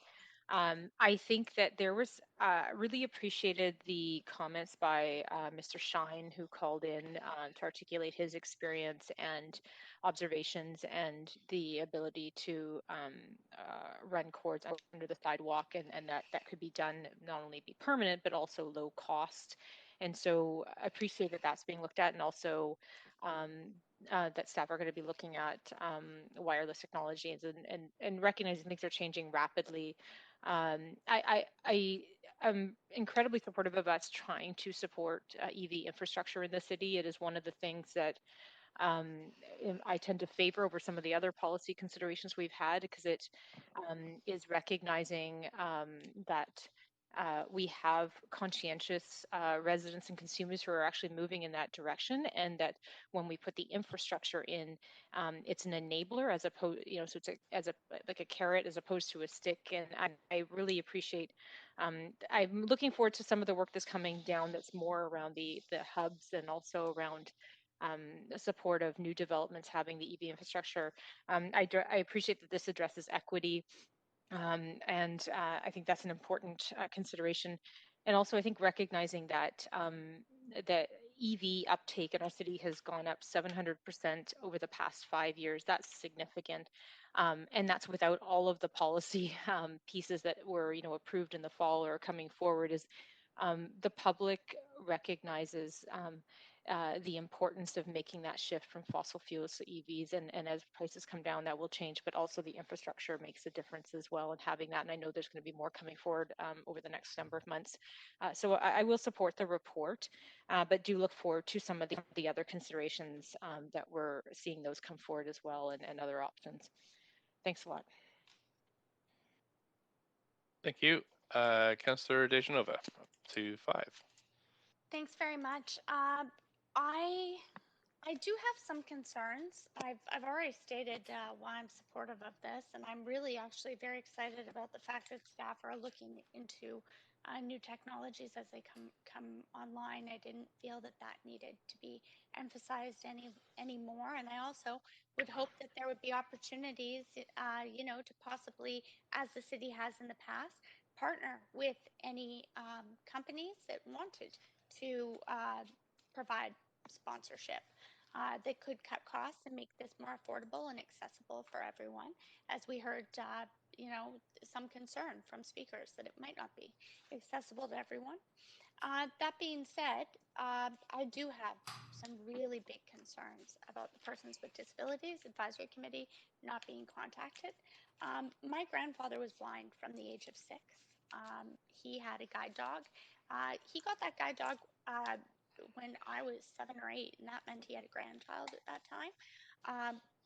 I share this because I understand that even if we have the best technology to try and put covers over cords for people who do have issues with their sight or are seen impaired, that there could be some real ramifications. So I appreciate that staff will be going to the Disabilities Advisory Committee for consultation after this, but I just wanted to be very clear in my comments that if they find that this can't move forward in this way, I would attempt to bring this vote back for reconsideration based on their comments and feedback.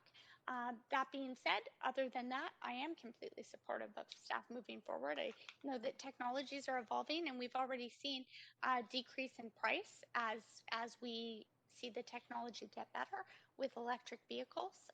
That being said, although they are greener, they're not 100% completely green. We have to think about, the impact and carbon footprint that each of those batteries also and all of the materials that come with them also have to be considered in how we look at doing our part for climate change here. That being said, my apologies, Mr. Mayor, I'm having some technical difficulties as well, and my Wi-Fi is cutting out a little bit, so I'll leave it there, but I will be voting in support, and if I, for whatever reason, drop off, please mark me as in support. Thank you. Thank you. Councillor Boyle next. Thanks, Mayor. And I know I already spoke. I want to be brief. I just am hoping to clarify based on those statements. What I read in the report and heard is that the staff had already spoken with the People with Disabilities Advisory Committee before this report came to council. I'm wondering if, for a point of information, I can just clarify that to make sure that we have the right information on the record on that. Sure. Perhaps the city manager can direct that question.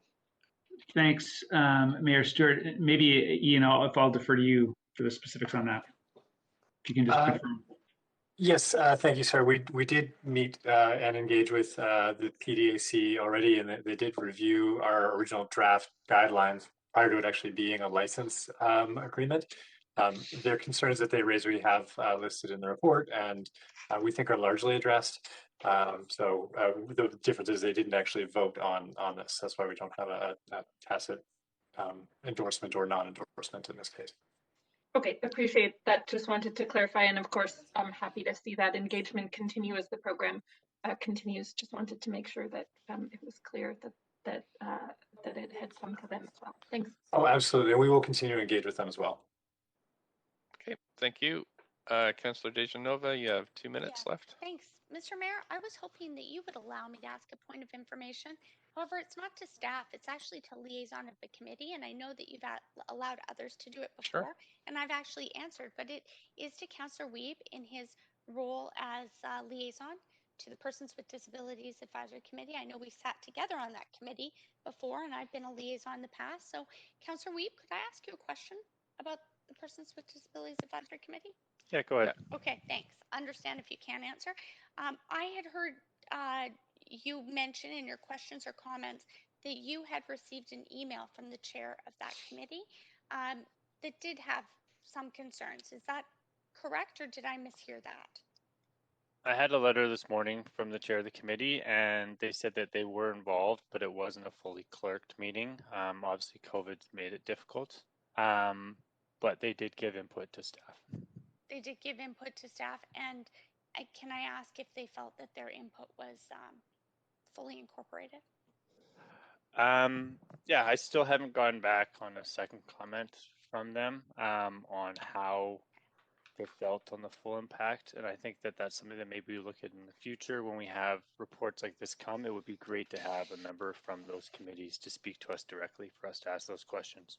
I agree. I really appreciate that information, and again, for that reason, and I'm sure that you will let us know if the committee has any issues that we need to deal with as well. But appreciate that that's where things are at, and that they're communicating with you today about this report. You know, I'm encouraged to hear that staff will continue those conversations with them, but I will be supporting it cautiously for those reasons. Thank you. Councillor Hardwick, up to 5 minutes. Thank you, Mr. Mayor. And through you, as I'm trying to make my decision, I still have a couple more questions of staff. Would it be possible to? Sure, yeah, please do.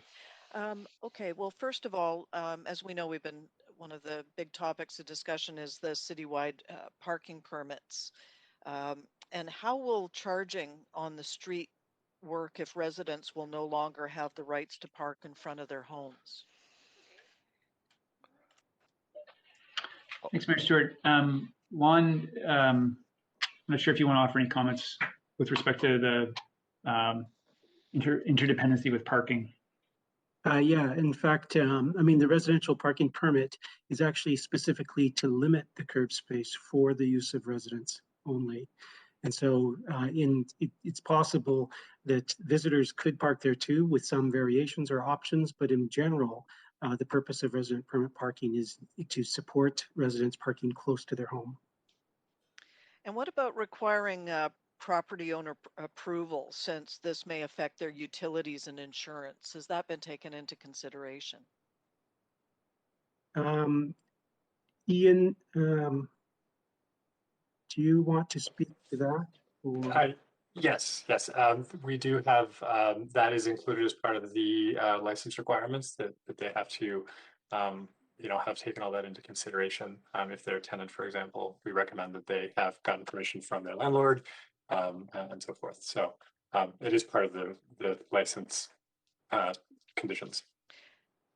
But do we expect that there will be an impact on utilities insurance for the property owner if so if they have tenants, for example, that want to avail themselves of this and they get their permit, is it going to affect their utilities and insurance as a byproduct of this?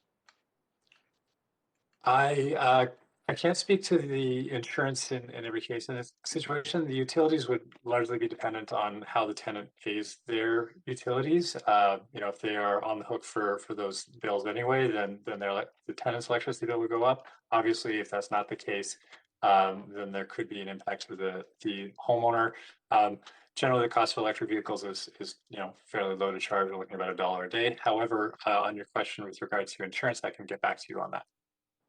Yeah, I think it's important that we consider the unintended consequences of these kinds of actions, because again, we're so conscious about adding additional cost and expense to people trying to afford to live in our city. So I'd appreciate it if you took those kinds of things into consideration when developing these reports as well. Thank you.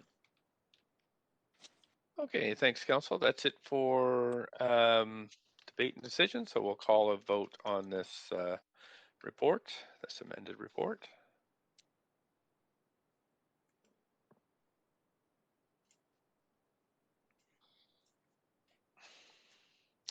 Just waiting for Councillor Dejanova and Councillor Carr.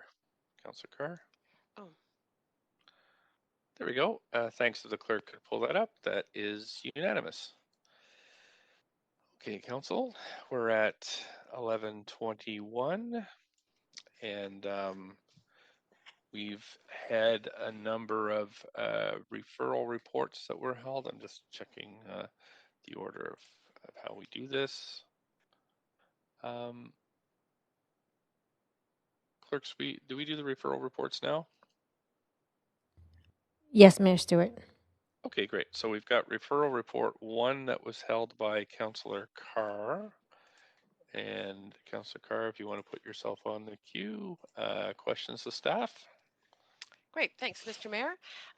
Yes, I have 3 questions. The first question I have, and I did receive this as a question from a member of the public, is just verifying the community center.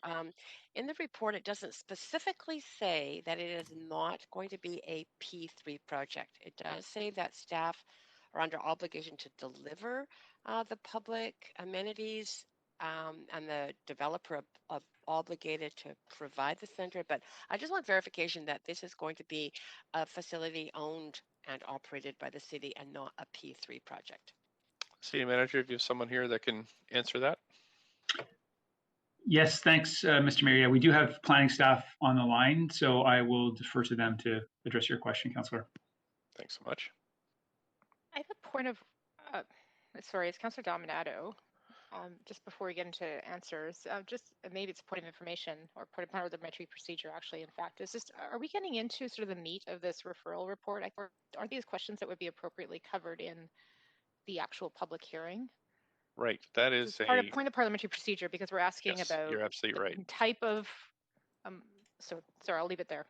Yeah, no, I think you're right. That may be drifting there. Maybe I would,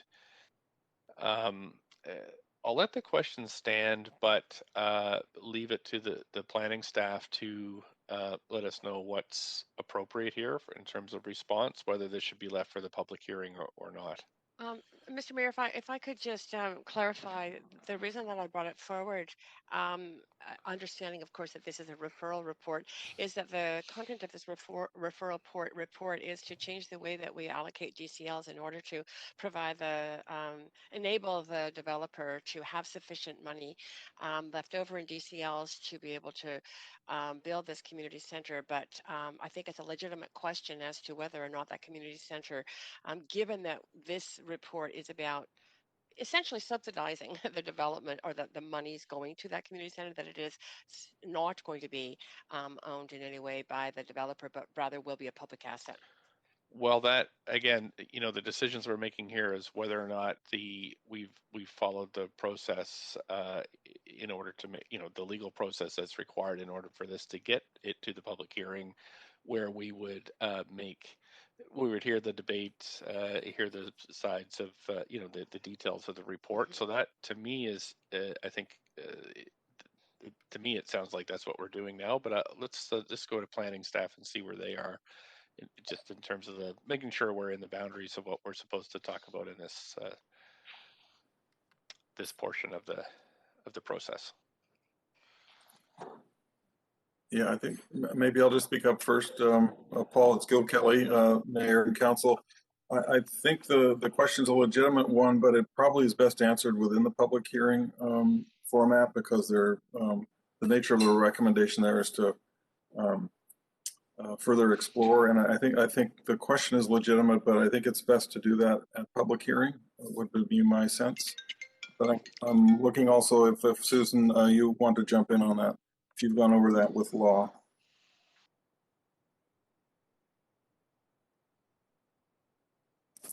Yes, Mayor and Council, it's Susan Haid, Deputy Director, Long Range Planning. Sorry, we're just getting some. Okay, can you hear me? Okay. Yes, I can. You've got a little bit of an echo, but I think we can make it through it. Yeah, apologies. So the report before you is to recommendations to refer to public hearing for consideration of the bylaws for the ODP amendment for East Fraser lands, as noted. We would like to highlight that recommendations A through C are part of the bylaw and may not be discussed or debated by council in terms of the merits of those at referral, and are subject to public hearing. Recommendation D, which staff is recommending direction from council, which will require further report back regarding the proposed approach on removal of the DCL. So just to really clarify that staff will be reporting back on that. It would be subject of a future referral to council with Area 1 rezoning, and council may make that decision at that time. So I hope that's helpful. Councillor Carr, are you good there? That's fine. I can, of course, pursue questioning at the public hearing. My other two questions are probably borderline on this same issue. It's really about whether the public, in receiving information about this referral, had sufficient information in order to input appropriately. That's really where my line of questioning is coming from. And so one is on the DCL, the sufficiency of the DCLs and in terms of supplying the public amenities that are listed in the report. So, you can ask staff if I am free to ask that question now, or if I should keep it. But again, to keep it to the hearing. But again, my interest here is having received questions from the public in terms of the lack of clarity. I am worried that because they weren't sure whether or not there would be a negative impact on the ability of this project to supply, to receive sufficient DCLs in order to complete the commitment around public amenities, that's where it's coming from. But I mean, I'm happy to hear that public hearing.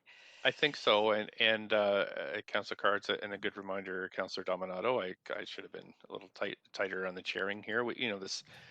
This kind of gray area where what's appropriate or not, or what's legal or not to ask at this stage in the process, it is always better left to the public hearing, because then the public gets to hear the entire thing during a time period that is set aside for that particular debate.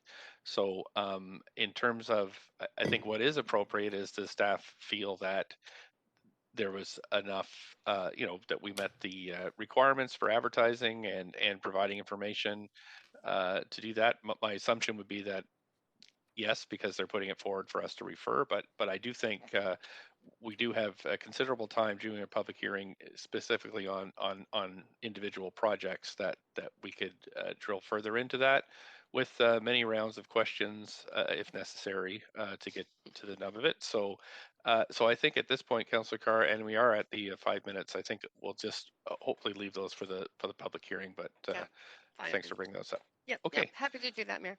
Thank you. And I don't see any. I'll move the recommendations. Okay, thanks. We have a seconder. Boyle. Second, Councillor Duchamp. Okay, thanks. I got Councillor Boyle there. I do believe that we now have to have a recorded vote, though, since we've held it. So, clerks, if we could call a vote on this one. Oh, yes. Any debate on this? I'll move this over to the debate queue. I don't see anybody on the queue for debate, so we'll trigger the vote.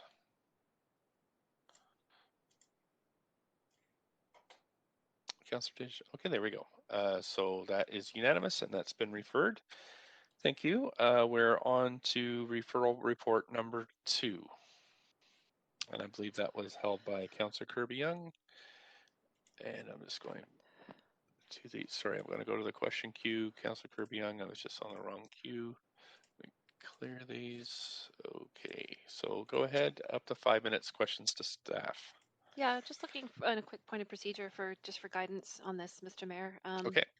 If I pulled this because I intend to vote against it, but just pursuant to your earlier comment, should we be refraining from advising why we're voting against it, or do we have latitude to speak to that? I think you do have, you know, once it's moved. So this is the question stage. If it's moved and seconded, of course, we do have a debate section where you can state your opinion as to why you'd move it or not.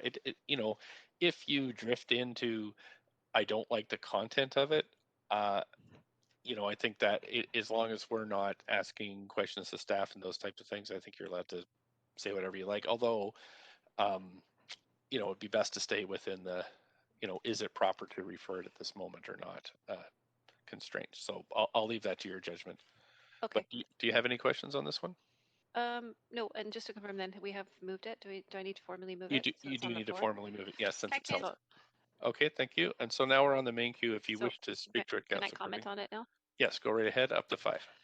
Perfect, thank you. So I will be voting against referring this to public hearing, and I will be doing so on the basis that I think this stemmed from sort of an amendment on the fly, just kind of reminding everybody in terms of the past process from council in the context of a report that we had received from staff around rental housing. And from a policy perspective, rental housing has been a real priority, I think I can say, for the majority of this council, given the nature of the report, which I think really speaks to how this would impede our policy and goals around delivering new rental housing and the significant unintended consequences of dampening the equity in rental housing stock that is aging and potentially, quite honestly, depressing the rental market when we have a very low vacancy rate. And the fact, and I'm trying to stick on facts here, that the report states quite clearly that we have not had a net loss of units in the C2 zones. I am seeing nothing but challenges and no upside to significantly balance out, notwithstanding affordability of those existing units. But I think the greater good in terms of supporting a robust rental market, supporting our established rental housing policies and trying to bring that much needed housing stock forward and tackle the vacancy rate and providing options for people far outweighs sort of the challenges that we have with respect to the existing affordable units. So feeling very strongly about that and feeling that it conflicts with established goals and policy direction, I will not be voting to refer this. And I'm hopeful that council will also, majority council will feel similarly so that we can send a clear signal to the community that we do welcome rental housing development in the city and that we are open for business in the city of Vancouver to try to bring quality projects forward that will actually fill a need. So for that reason, I will not be supporting referral. Thank you. Okay, thanks. And I think that was all in bounds, Councillor Kirby-Yung. So thank you. I good job tried. there. Okay, Councillor Swanson, up to 5. Yes, I'm speaking against the motion to not refer. I think this is a really important motion for protecting tenants that are already in housing. And I'm learning more and more as I've been on council that we can't build our way into affordability with new housing because new housing is expensive and older housing is cheaper. And we desperately need to keep what's old. And if we have this motion, it will be a little bit of incentive to keeping what's older. So I'm hoping it can move ahead to public hearing. Thank you. Councillor Dejanova? Thanks so much. I also will be voting against referral. I wanted to note that we did. I know that in earlier conversations that we've had over the past year on topics that would be covered by moving this forward to public hearing, that there have been some concern raised, and I think that by voting against this, we are protecting organizations, including nonprofit organizations. So for that reason, and until I have more information that would help me to decide if this is the way forward, because with public hearing, it's a way forward or we can vote against it. It doesn't offer us a lot of options to amend. We have to deal with what's before us. It's not like council where we can deal with policy. So for that reason, we have to consider the policy, or are we changing the policy? I don't have enough information right now to know that I would want to do that. I also was very clear in stating that after I think it was a marathon day, although I had voted against an amendment that would see this moving forward, at the end of the report, when we had to vote a second time, for legal and procedural reasons to vote it in, I had incorrectly voted in favor, although I had spoken as to why I didn't support this at the time. So for that reason, I won't be supporting this, but also support many of the points Councillor Swanson made. And for that reason, I will not be supporting this at this time. Thank you. Councillor Hardwick, up to 5. Thank you. Well, I certainly will be supporting referral of this to public hearing. I've been quite outspoken that I feel the policies that are underlying much of our housing and rental policy are fundamentally flawed. And, I think it's 100% appropriate for us to be moving this forward into public hearing for a broad public discussion. Thank you. Thank you. That's it for speakers to this. So I'll have the clerk call the vote.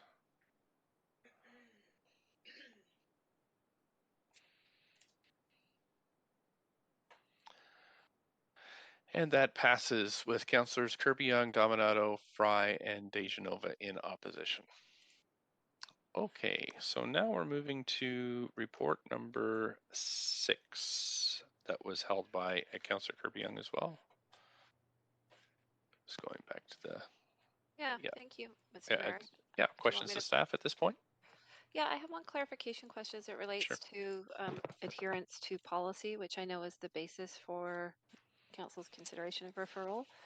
And it was raised by residents in the area suggesting that the podium specifically has additional floor or floors that is beyond the height allowed in the Canby corridor plan. And I wonder if staff can comment on that, because I had some residents indicate they had a concern that this is, for that reason, not congruent with existing Canby corridor policy.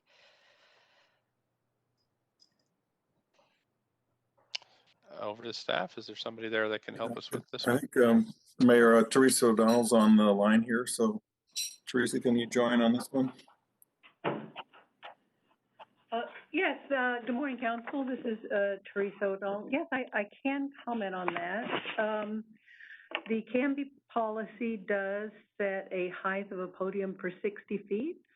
On this particular project, we have included 2 partial stories of infill on the top. They're set back significantly so that they're not visible from the street. We did this to provide the ability to include a double height for the artist studios and the artist spaces that are expected in the plan. And from a built form perspective, we think it generally meets the goal of 60 feet since the street wall isn't really impacted by the partial stories. That is set out in your case report, and we can certainly bring that out and make that a significant part of our presentation if the council wishes to refer this to public hearing. Thanks, Ms. O'Donnell. So follow-up question on that, if I can. So you said it's a maximum 60 feet allowed now, and you have the additional 2 stories with setback. Do you know what the total height would be then with these 2 additional stories? Yes, ma'am. Let me just You may go not have through that my at your report really. fingertips. Okay. No, I think I can find that really quickly. That's 60. And maybe I can ask another question if you can listen in parallel while you're looking that up. Sure. Was there any alternatives considered to adhere to the height and potentially locate the artist studio amenity within one of the other structures, the hotel or the Strata? Just wondering if we're kind of drifting into content. I thought the first one, perhaps the plan was okay, but I'm wondering now if that should be better left for public hearing. Okay. That's certainly a question we can prepare for and explore during our presentation for public hearing, ma'am. Okay. Do we have a height yet, total? No, we're quickly scanning the report, but we'll have to go to the bylaw. Would it be agreeable if we just send council a updated memo on this? Or? We'd have to attach it as a yellow memo, I guess, in the public hearing, if it's referred. It's probably about 75 feet, but I don't have because it's 2 stories, I don't have an accurate number for you right now. I apologize for that. Okay, I'll leave it there. Thank you. Okay. Okay, thanks, Councillor Carr. Just on the referral again, let's try to stay away from the details as much as we can. Yep, Go ahead. pull me back. I know it's hard. Yeah. But my question actually is around public notification, which I believe is relevant to referral, and accuracy of information posted to the public. So on Canby Street at this site was posted the public notice of the intent to move forward with the development, and it referred to a 5-story podium. Now, my understanding in reading the report is actually a 7-story podium, and I'm wondering if the inaccuracy of that jeopardizes the veracity of the public information that is the basis for being able to move forward with a referral. That sounds like that's fine within boundaries because it's a public notification. Thanks for the question. This is something I should probably talk to the.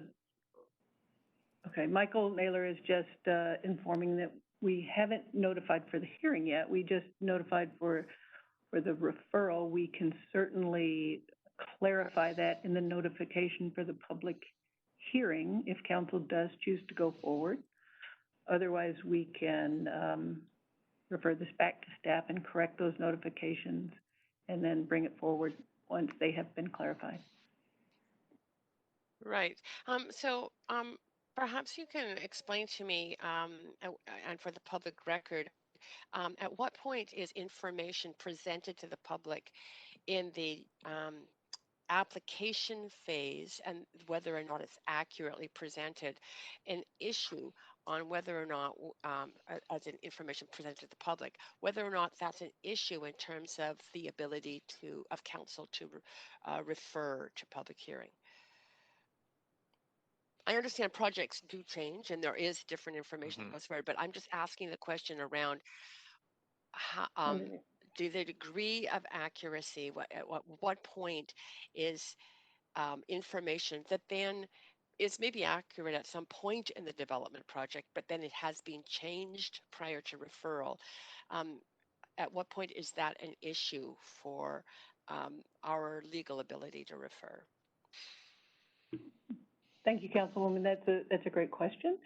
As we receive these materials from the applicant, from the initial application, when they first submit their application, we within the first month, put up all the materials on our website. We try to keep those current on the Shape Your City website. They continue to change and evolve. But of course, once the report is referred and the bylaw is written, then the website is updated and all the materials will be accurately reflected, and the notice of public hearing will reflect all the accurate details at that time. Does that answer your question? It does. Well, it answers the question around the process that you use and at what point the public is provided with the sort of accurate information about the project.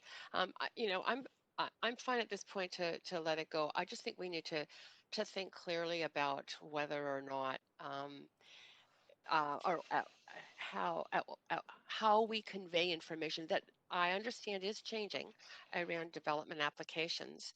At what point the public must have the sort of accurate information around that project, if it's pre-referral or if it can be right up to the time of a public hearing. Yes, ma'am, that's an excellent point, and I'll try to sharpen our response for you before we get to public hearing. That's great. That would be great. And staff is making me aware that these additional stories were illustrated at the public open house, so it has been part of the material. Okay, that's good information to have too. Thank you, Mr. Donald. Appreciate that. Councillor Hardwick, up to 5. Yes, thank you. This is, again, an example of where an application does not meet the policy. The podium here, as has already been stated, is 2 stories taller than permitted. This is the question section. I understand. So I'm just setting up the question, sir. Okay, sure, no problem. So my question to staff is, given that this is not in alignment with the policy, this to me goes against cities' in trustworthiness and integrity from the standpoint of the residents and people in the city. So how do we justify continuing to put forward proposals? This one, we'll deal with this one in particular, when it very specifically does, the height exceeds what the city policy allows. I guess the short answer is that policy is something that council can adjust through the public hearing process. And so staff would think these are worth considering and falling within the guidelines of the rezoning process as outlined in the charter. Again, it begs the question of why have policies if we're not going to adhere to them, but if that's the answer I'm getting, then I won't be supporting this referral. Okay. Thanks so much. So I think that's it for. So can I have somebody move this referral? Anybody? Yep. It's Councillor Carr. I'll move the referral. Thanks very much. You have a seconder? Second, Councillor Dominato. Thanks. So we have debate section now. Councillor Hardwick, if you wanted to. This would be the section. The answer to the question was that it doesn't adhere to policy. We didn't set it aside. We've moved forward despite that. It does call into question for the people, in this case in the Oak Ridge and Langara Cambie area, why bother develop policies if we're just going to supersede them on a case-by-case basis? So I can't support, again, and this is the question that I will continually put back to the planning department, why are you bringing these things forward when they don't comply? This should be sorted out before it's brought to public hearing, because, you're essentially saying, damn the torpedoes, regardless of the policy, and it just, I think, is really counterproductive. Okay, thanks. Anybody else? I don't see anybody else in the queue, so we'll move to a vote to refer this.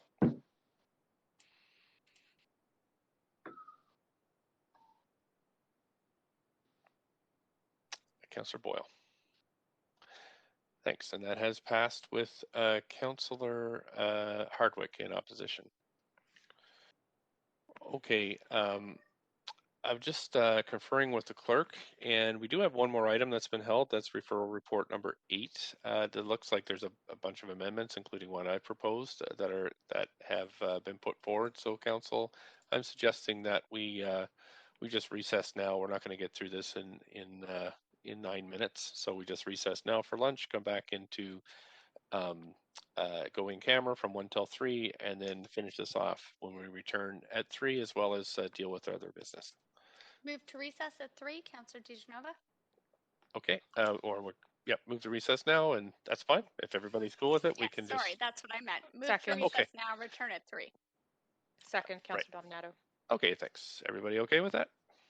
Aye. Yes, aye. Okay, great. Aye. Thanks. Okay, then have a good lunch, and we'll see you in camera at 1 o'clock.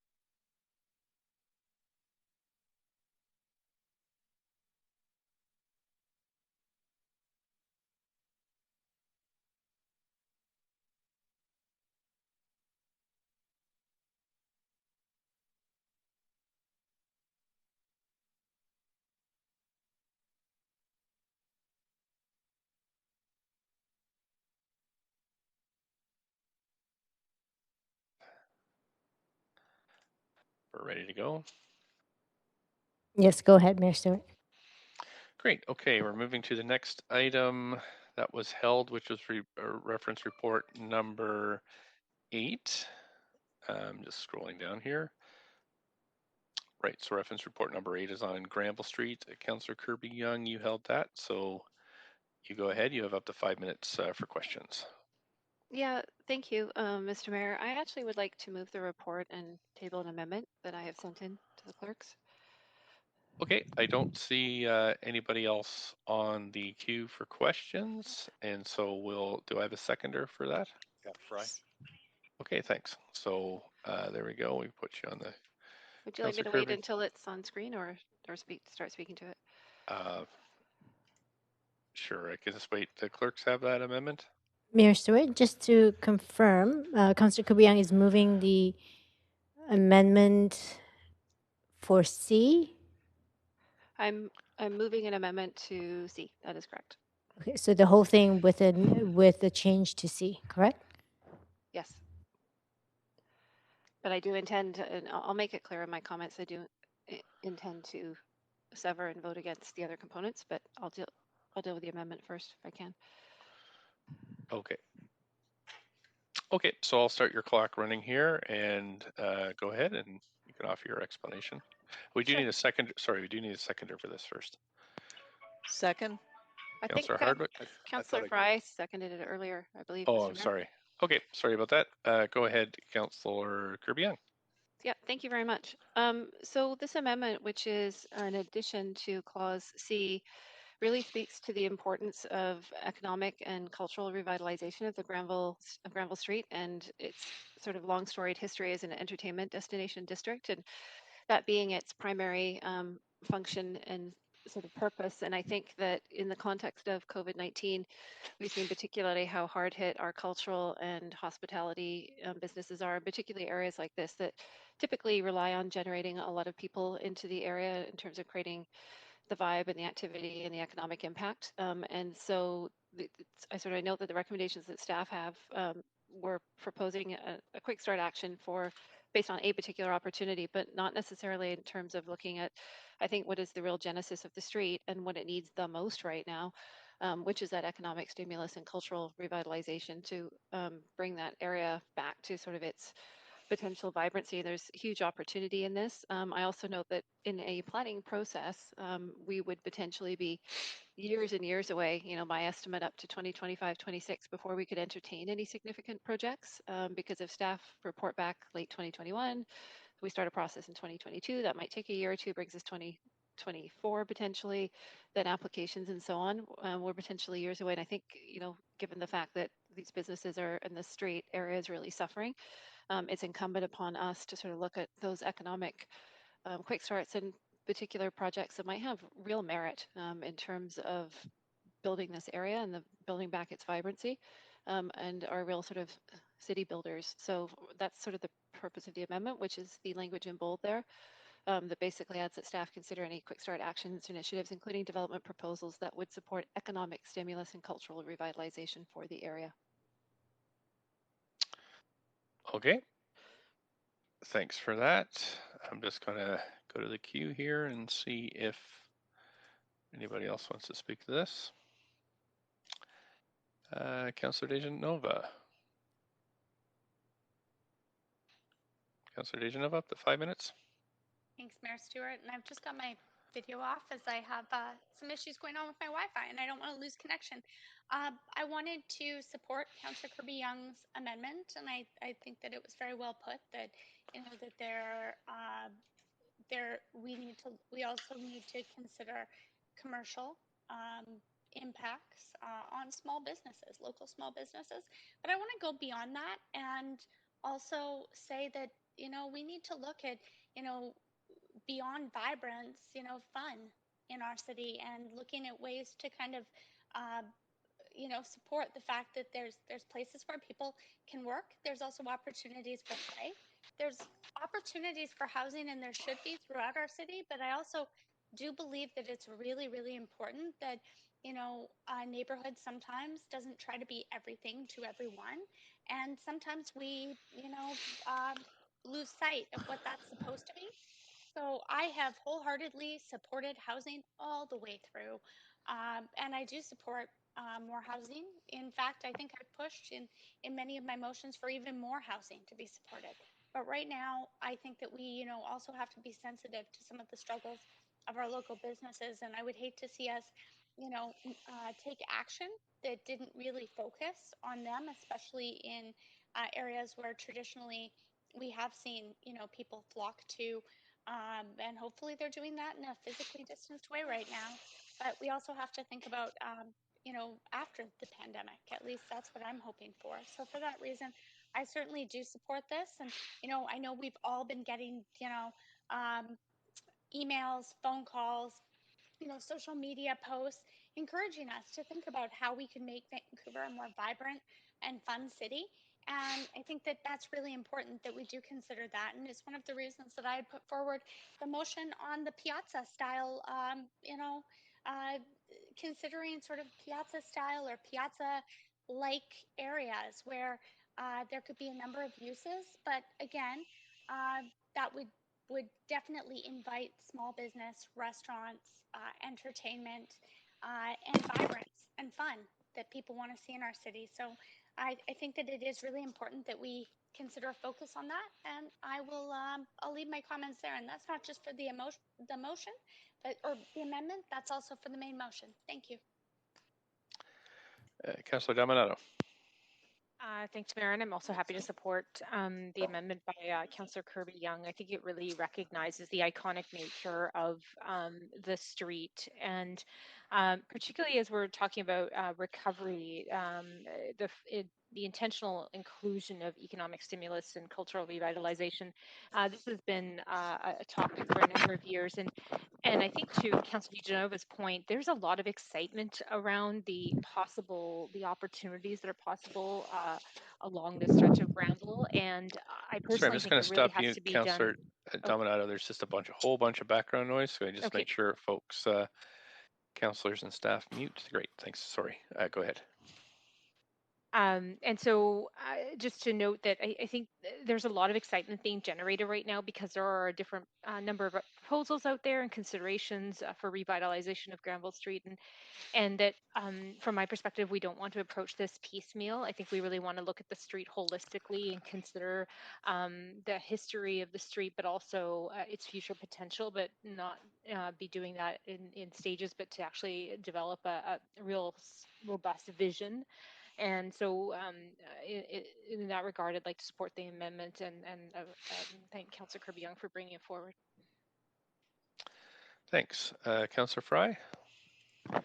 Yeah, also very supportive of Councillor Kirby-Young's amendment here. Since we had our last memo conversation around Granville Street and the ODP, and just reflecting on my own history with Granville Street from when I was a kid, going down to see movies there, and the old Crack-A-Joke, and then later getting into the punk scene down there, and Charlotte's Web and the Black Market. I remember going to see the Rocky Horror Picture Show there, and just so many experiences and memories. And then I think back to my late step grandparents, who proudly had a Fonzie photo of them when their first date on Granville Street, and just how important Granville Street has been and will continue to be for Vancouverites, and not just for our city, but for the region. And it remains that sort of crossroads for our city, and it's critical importance. And it's no secret that things are struggling there right now, and this pandemic, of course, will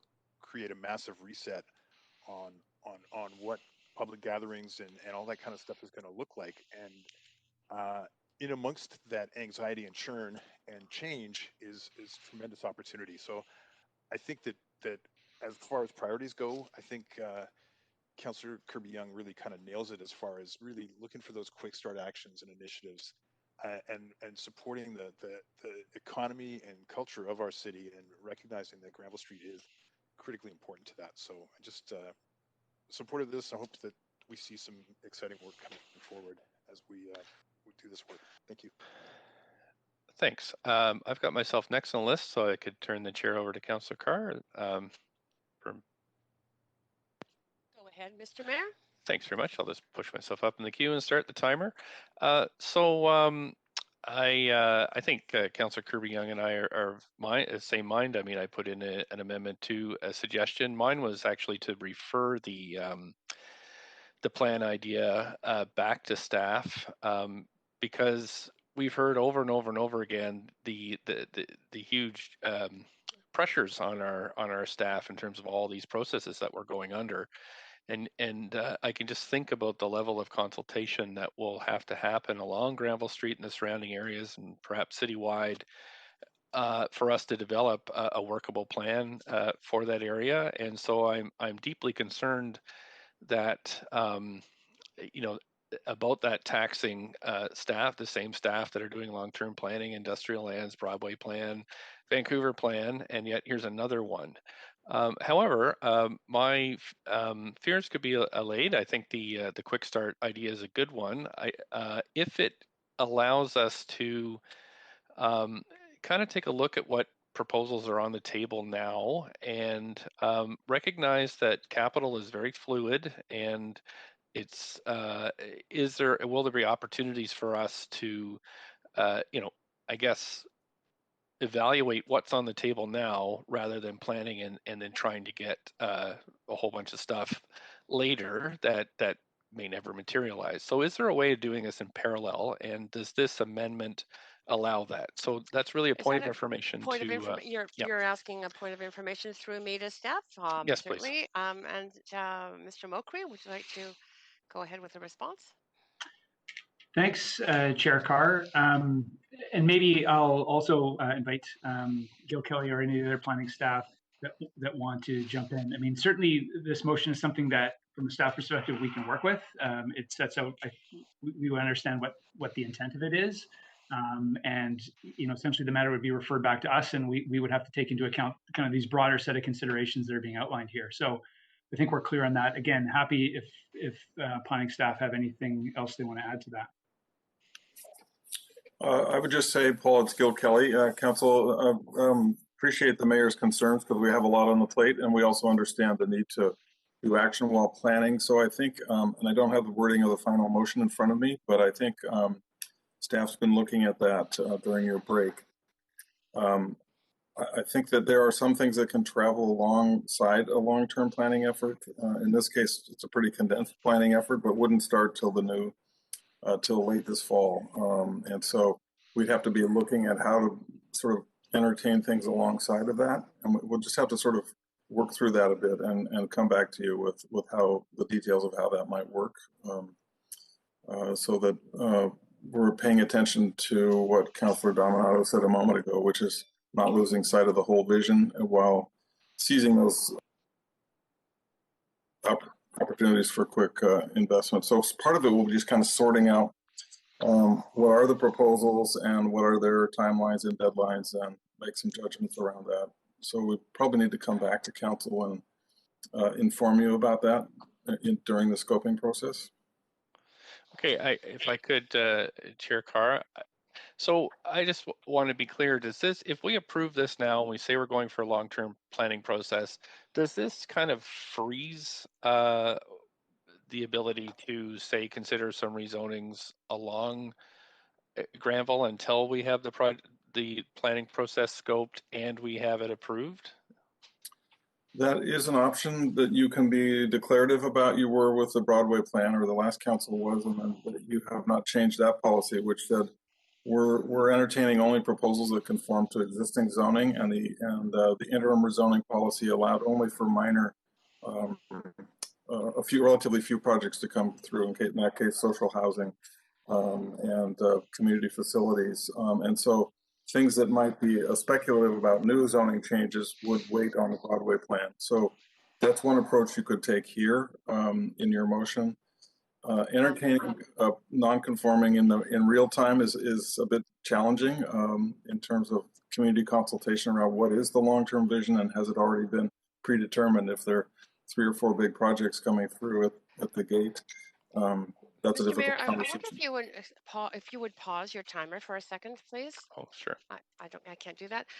Mr. Kelly, I just wanted to make it clear that what we are dealing with is not an amendment by the mayor, but an amendment by Councillor Kirby-Yung. You said you Yes. didn't have the language, so I'm going to read the operative language to you, so Okay, you might thank be you. able to. Right. So, what she has added to C is this language. And further that staff consider any quick start actions or initiatives, including development proposals that would support economic stimulus and cultural revitalization for the area. Okay, that's similar to the language I saw before the lunch break. So I think it's all in what does consider mean? Does consider mean taking in an application, or does consider mean how do we handle these in scoping out the detail? If it's the latter, I think we'd be more comfortable. We understand the intent. Right.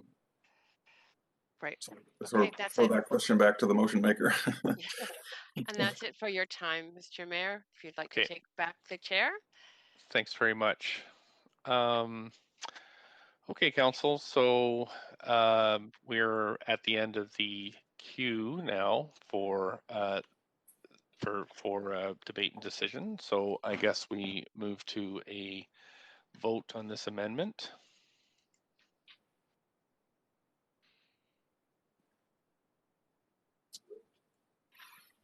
Mayor Stewart, I think Yes. Councillor Kirby-Yung moved the whole referral, including with the new language. So Oh, I didn't catch it that way. I didn't read it that way, but I moved the report, but then I separately moved the amendment. yes, Just to that's what I clarify. thought. So Okay, great. this would be a vote on the amendment. Okay. Thanks for checking. So if everybody's clear, this is a vote on the amendment.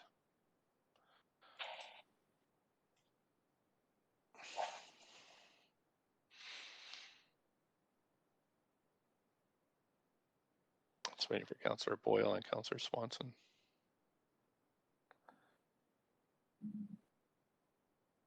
Okay, Council, that has passed with me in opposition.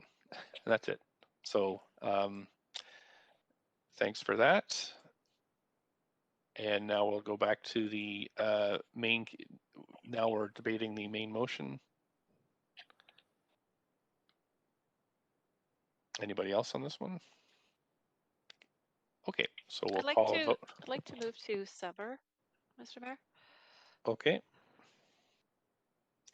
How would you like to sever? I'd like to sever the respective clauses A, B, C, D. Okay, so you like separate votes on A, B, C, D. Yes, please. Okay, so we'll call a vote on A. I'm sorry, I'm just pulling up the text here so I can see it.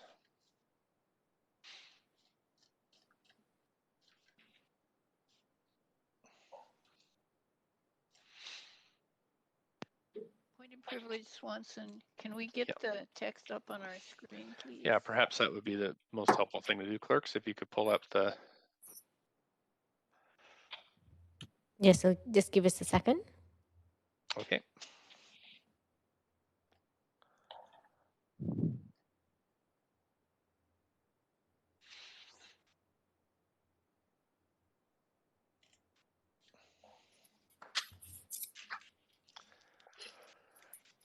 It's coming, Council.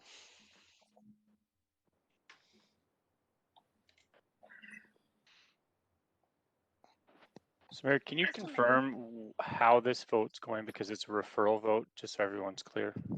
Yeah, it's a referral vote. This is to send these decisions to public hearing. It is a bit complicated, this one, because it really is a combined referral to public hearing. And then C is actually the debate we just had around whether or not to move ahead with the plan for Granville Street. Okay, so we're on A here, Council. It's up on the screen. Yep, go ahead, Mr. Councillor Mayor, Disnell. I'm not able to bring my pylon up right now. It's reloading. Could the clerk email this to us, the amended version we're voting on? My apologies. I've been trying here. Sure. Thank you.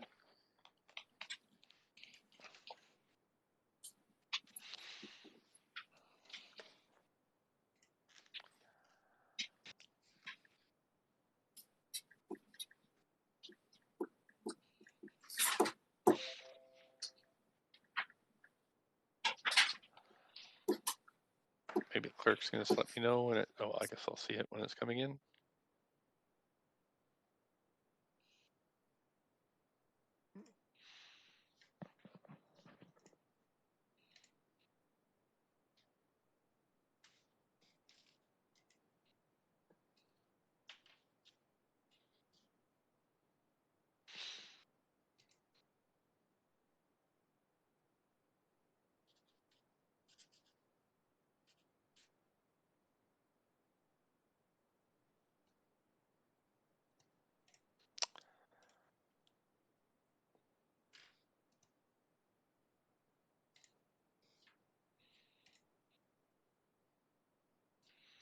Mayor Stewart, we just sent that. Yeah. Okay, great. Thanks. Okay, I've seen it now. So it's here, Council. So we'll be voting on A first. And again, this is a referral. We still have the whole public hearing to go through before we make any decisions on this. Okay, so I'm going to call the vote on this. Just let me pull up my voting screen here. Okay. And that passes, Council, with Councillor Kirby-Yung, Dominato, Hardwick, and DeGenova in opposition.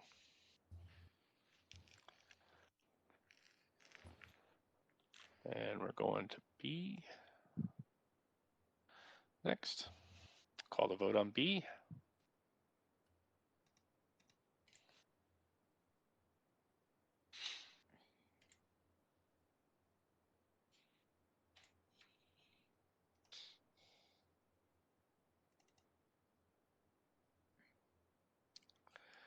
That's passed with Councillor Dominato, Hardwick, and DeGenova in opposition.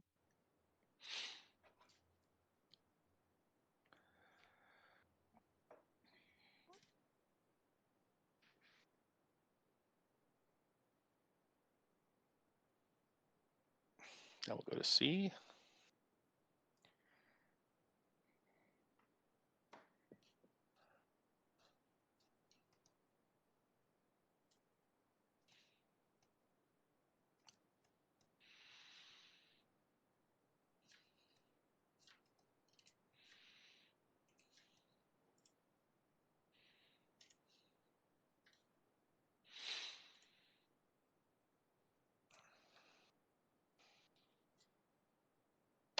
That's passed with just me in opposition.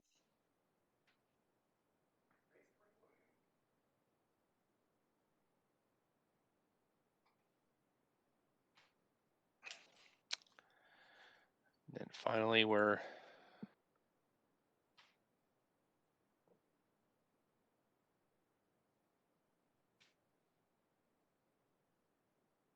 going to D.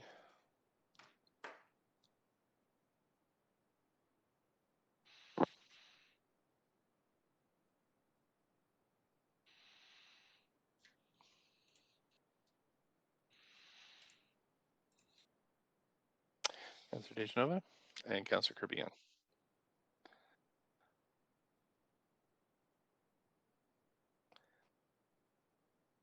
And that has passed with none in opposition.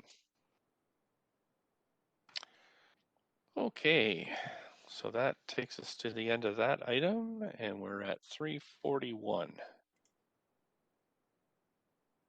Okay. Okay. So now we're going to move on to bylaws.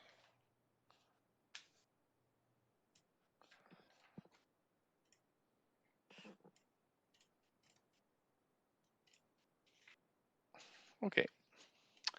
So we have 23 bylaws on the agenda. Council members who are not present for the meetings related to public hearing enactment bylaws must confirm that they have reviewed the proceedings of the meeting if they wish to vote on the enactment. Bylaws 2 and 3 are from the public hearing of January 21st.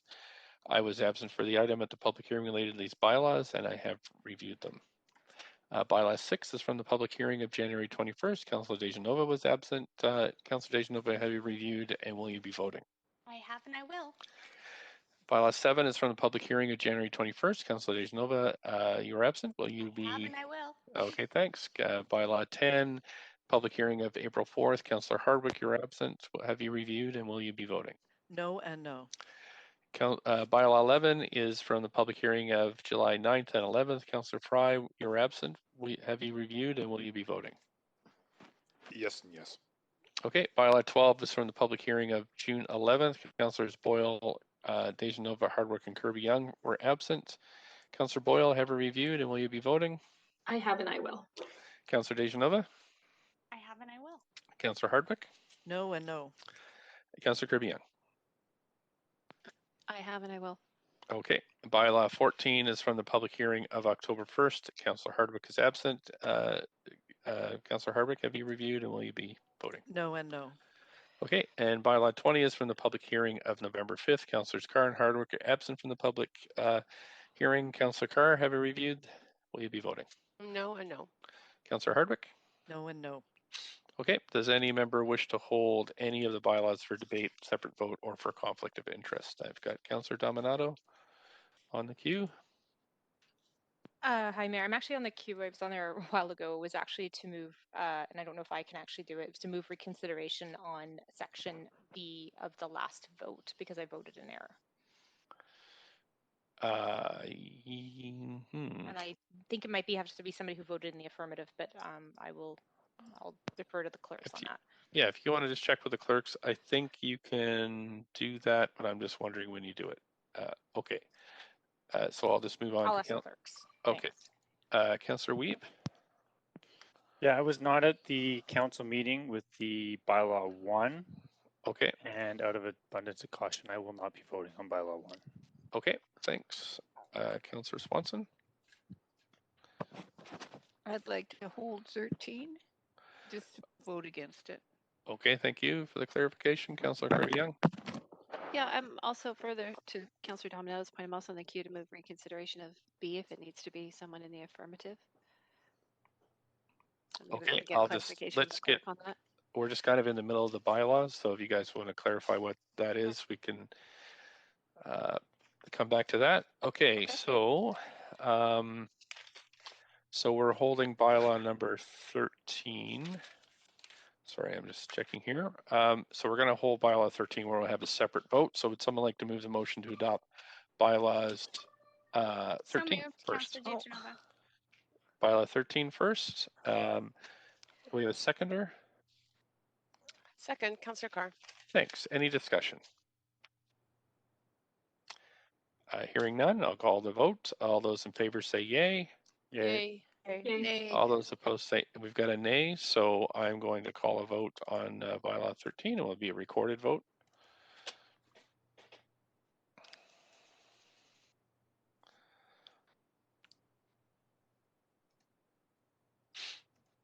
Councillor Dominato, Boyle, and Carr. Thanks. That passes with Councillor Swanson and Hardwick in opposition. Someone like to move the motion to adopt bylaws 1 to 23, but not 13. So moved. So what? Wait. I Sorry, have a I've been mover. on the queue. Sorry Okay. to interrupt, but I have been on the queue to request that we pull bylaw 2.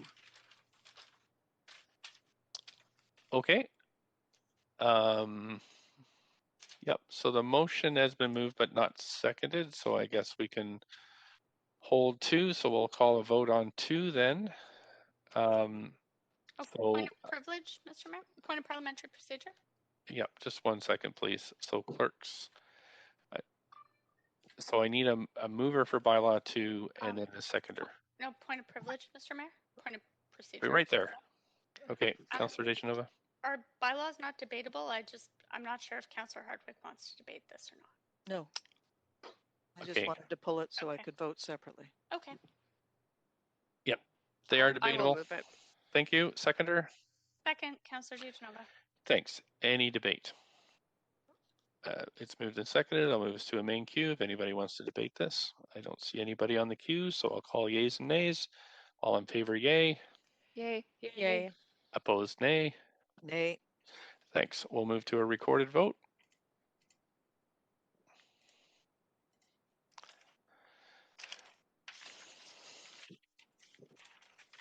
Okay, thanks. That passes with Councillor Hardwick in opposition. Okay, so I need somebody to move a motion to adopt bylaws 1 to 11 and 14 to 23. Councillor Dejanova, seconder. Second, Councillor Dominato. Thanks. Yays and nays. All in favor say yay. Yay. Yay. Opposed say nay. Great. Thanks very much. That the motion carries unanimously, and the list of bylaws can be found on the city website. Okay. Right. Okay, so there's 3 administrative motions on the agenda. The approval of form of development on 2619 East Hastings Street. Anybody want to declare a conflict of interest on this motion? Councillor Swanson? I wanted to hold the next one, number 2. Okay, I just kind of go through the cues on the items as they go. So, but you don't have anything on this one? No conflict of interest? No. Anybody want to move the motion? So moved, Councillor Carr. Thanks. Seconder? Swanson. Thank you. Any discussion? I'll just move over to the main queue. Any discussion on this? I don't see anybody on the queue. Oh, I saw Councillor Hardwick. You popped in there. I'm not sure if you. Otherwise, That was on a separate, not on number 1. Okay. Thanks. All those in favor say yay. Yay. Yay. Opposed say nay. Great. Okay. Thanks so much. The motion carries.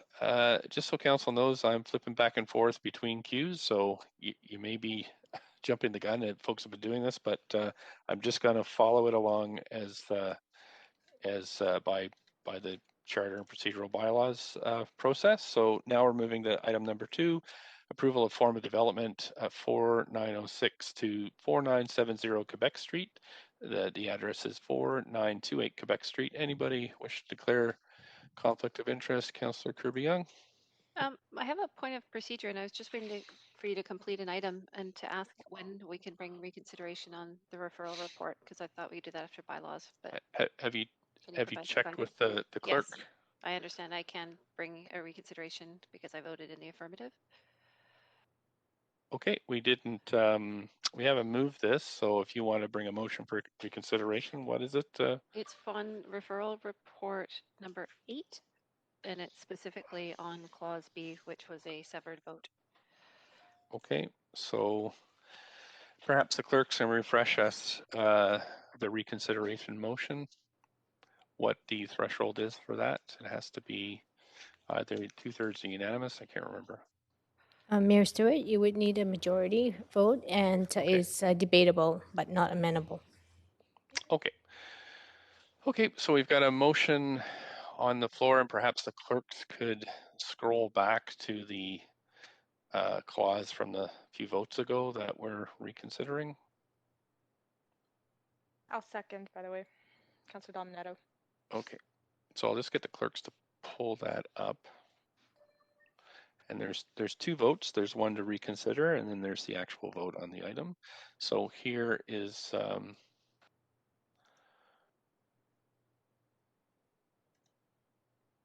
okay. A point of parliamentary procedure.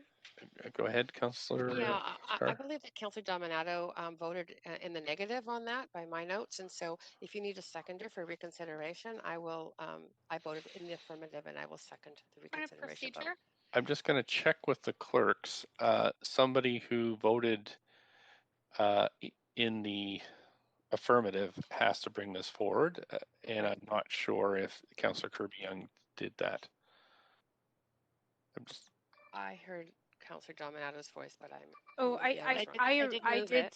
It's Councillor Dominato. I did bring it up earlier, but it has to be Councillor Kirby-Young. She voted in the affirmative. I did move it. I think Councillor Dominato was seconding. I seconded. Sorry. Okay, I just wanted to double check with the clerk that I can't remember how the votes went, so I just want to make sure that we're following process, and the seconder can be anybody, so we're good to go. And there is the motion on the it's on the screen, and so would anybody like to speak to this? Reconsider. We're voting if we're going to reconsider first. That's the first vote.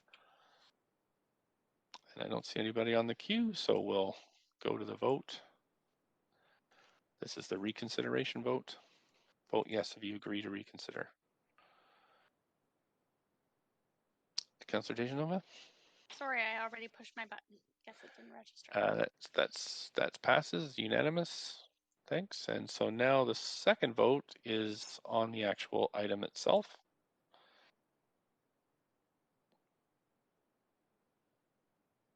Let's wait for the clerks to.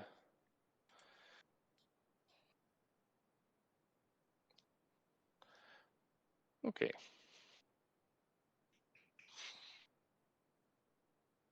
Okay, so the voting screen's up. Councillor Hardwick, Councillor Dejanova. Okay, so that passes unanimously. Thanks. So now we're going back to the administrative motion number 2, approval of form of development on Quebec Street. I had a mover, but not a seconder. Do I have a mover for this? Second, Councillor Bly. Thank you. So move, Councillor. Clerks, yes. So Councillor Dejanova moved, seconder Councillor Bly. Is there any discussion on this? Please put yourself in the queue if you wish to discuss this item. I don't see anybody in the queue, so we'll call yeas and nays. All in favor say yay. Yay. Yay. Opposed say nay. Okay, that's carried unanimously. The last one, I see Councillor Kirby-Yung, you're on the queue. Did you have something else? Privilege Swanson. No, I'm fine. Thanks, Mr. Mayor. Okay. I'll move. Okay, just 1 second, please. I have a privilege from Councillor Swanson. I said nay on the last vote. You said nay on the last vote. I didn't hear that. Okay, so we have to go back to a recorded vote now. Clerks, I misheard and I didn't hear the nay. So we'll need to trigger a vote on item number 2.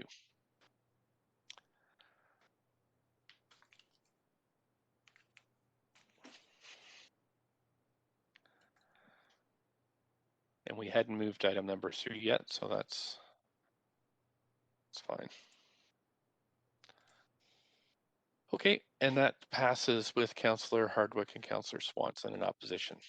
Now we're on to item number 3, consequential amendments to the Code of Conduct. Does anybody wish to declare a conflict of interest? Yeah, as in prior votes on this topic, I will not be voting. Okay, due to a conflict? I wasn't involved in the prior 2 votes, and because of my current process, yes, I will not be voting on this one. Okay. Just, I'm sorry to prompt, but we just have to give a reason when folks declare conflict. Okay. So I've got Councillor Kirby-Yung, you're on the queue. Did you have a point of order or something? I don't. I'm not sure why that's popping up. Sorry, Mr. Okay, Mayor. Councillor Hardwick, I've got you on the. Yeah, I'm happy to move this, but I have a couple of questions, I guess, to staff. Right. I think we have to do that through points of information on this one. Okay, point of information. I'm just going to check with the clerks because we usually don't, but clerks, is that right? We have to move and second it and then we get to discussion? Mayor Stewart, you can have questions first, and then if somebody moves it, then will be a point of information. I'm sorry, it just doesn't. It's not there in my script. So I will. Councillor Hardwick, you can go ahead with questions up to 5 minutes to staff. I'm not sure if the. Oh well, I guess it's code of conduct. The clerks are here. Yeah, so go ahead up to 5 minutes, Councillor Hardwick. I'd just like to confirm that any complaints against senior appointed staff. Now, I understand that this is really to remove council and appointed advisors and committee folks, but we also have now brought about this integrity commissioner. So I just would like to understand that any code of conduct complaints against senior appointed staff, such as the city manager, general managers, are to be resolved by the integrity commissioner. No, I don't think that's true. I think we've severed the two, but perhaps I'll go to the clerk. Mayor Stewart, it's Paul Mocher here. I can answer that. No, yeah, the bylaw that was just enacted pertains to council members and advisory board members only. So the current policy that is in effect, has been in effect, will remain in effect for staff. That is something that we are now reviewing, and we'll come back to council with some recommended updates to that policy later in the year. I'm very interested in the integrity commissioner. So any code of conduct resolution of staff may be appealed by complaint to the integrity commissioner potentially after you complete this review that you're conducting right now. Maybe. I don't think we've seen anything on that. That's right. That's not, I mean, we don't want to prejudge, and obviously council can make decisions. That's not typically the role of integrity commissioners generally in these regimes. They generally deal with elected officials. Staff are subject to a different set of rules in terms of employment law, but those are all the issues that we would consider in coming back to council on that. The reason I'm asking about these positions because they are in some ways a hybrid in that they are appointed by council as opposed to through the regular HR staff process. Mm-hmm. So this is why I'm trying to look at and get some answers on these rules specifically because they are outliers and non-conforming, I suppose, to the regular systems. Okay. Have I got it there? Have I got it right, Mr. Acting City Manager? I mean, there's a distinction there. Again, typically, to my understanding, integrity commissioners don't deal with staff. In many public service kind of contexts, there are staff who are appointed by either the legislature or cabinet or in this case by council. But yes, that we would look at the whole range of kind of possible options for that. And obviously at the end of the day, council, we have to satisfy that whatever that process is, that it's there's sufficient accountability in it. So we understand for sure. Yeah, there's really only a handful of people that this would even apply to, and I just wanted to ensure that it was covered in the review. Thank you. Okay, thanks. Thanks. Okay, that's it for, I don't see anybody else in the queue for questions, so can we have a mover for this motion? So moved, Councillor Carr. Thank you. Seconder? Second, Councillor DeGenova. Thanks, and I'll go to the is any debate or discussion about this? Please put yourself on the queue. Okay, all those in favor say yay. Yay. Yay. Opposed say nay. Great, so that passes unanimously. Thanks very much, Councillor. We're at 4 o'clock and we're on to members' motions. So we have 9 members' motions on the agenda today. Motion B10 has been withdrawn. Council members, of course, have 2 minutes to introduce their motion and 1 minute each to ask clarifying questions of the mover. And we'll just proceed through the list. The first motion, there's no introduction because it's leave of absences. We have Councillors Carr and Fry for civic business for meetings on February 16th from 7 to 8 p.m. Councillor DeGenova from civic business meetings on April 7th, May 5th from 3 to 5:30 p.m. Councillor Bly for civic business for meetings on March 9th from 11 to 2:30 p.m., March 10th from 2:30 to 4 p.m. And Councillor Wiebe, I thought you had an email for Mayor Stewart? add to this list? Yes. That will be brought up under new business. Under new business. Okay, thanks very much. Someone like to move this motion, please? So moved. Thank you. Seconder? Okay, Councillor DeGenova, thanks. All in favor, yay. Yay. Yay. Yay. Opposed, nay. Okay, that's passed. Thanks, Council. We're on now to the change to March business license hearing panel. That's motion 2. And the motion is as follows: that Councillor Hardwick replace Councillor Wiebe as chair of the business license hearing to be held March 2nd. We'd have somebody move this motion. So moved. Seconder? Second. Thanks. All in favor, yay. Yay. Yay. Opposed, nay. Thanks. That motion passed. Okay. Next one is the motion, and Council, all of these motions have speakers. So, you know, the suggestion would be that all of them be moved to tomorrow to hear from speakers. So just so you know, there won't be any motions we'll be debating today. So motion 3 is protecting tenants from real estate investment trusts. And it's moved by Councillor Swanson. So you have up to 2 minutes, Councillor Swanson, to introduce this. Okay, so what are real estate investment trusts? So this motion is to protect tenants from real estate investment trusts and other types of investors. But the thing with real estate investment trusts is they're companies that bring investors together. They could be individuals, pension funds, other investors, and they bring them together to pool their money so that they can own and profit from real estate. And unlike typical apartment ownership arrangements with REITs, the customer is the investor and not the tenant. And the biggest problem with this is that the business model for REITs is to get rid of current tenants so that they can raise rents. And that means that we lose affordability when new rental buildings are purchased. 9 of the largest landlords in Canada are REITs. In Ontario, REITs own 10% of the apartment buildings. Here it's only 4%, but it's growing. Last month, 2 REITs bought 15 apartment buildings in Vancouver. And the thing with the REITs is they're getting a federal government subsidy in the form of they don't have to pay taxes on money that they give to their unit holders. And they're also able to get CMHC financing and mortgage insurance.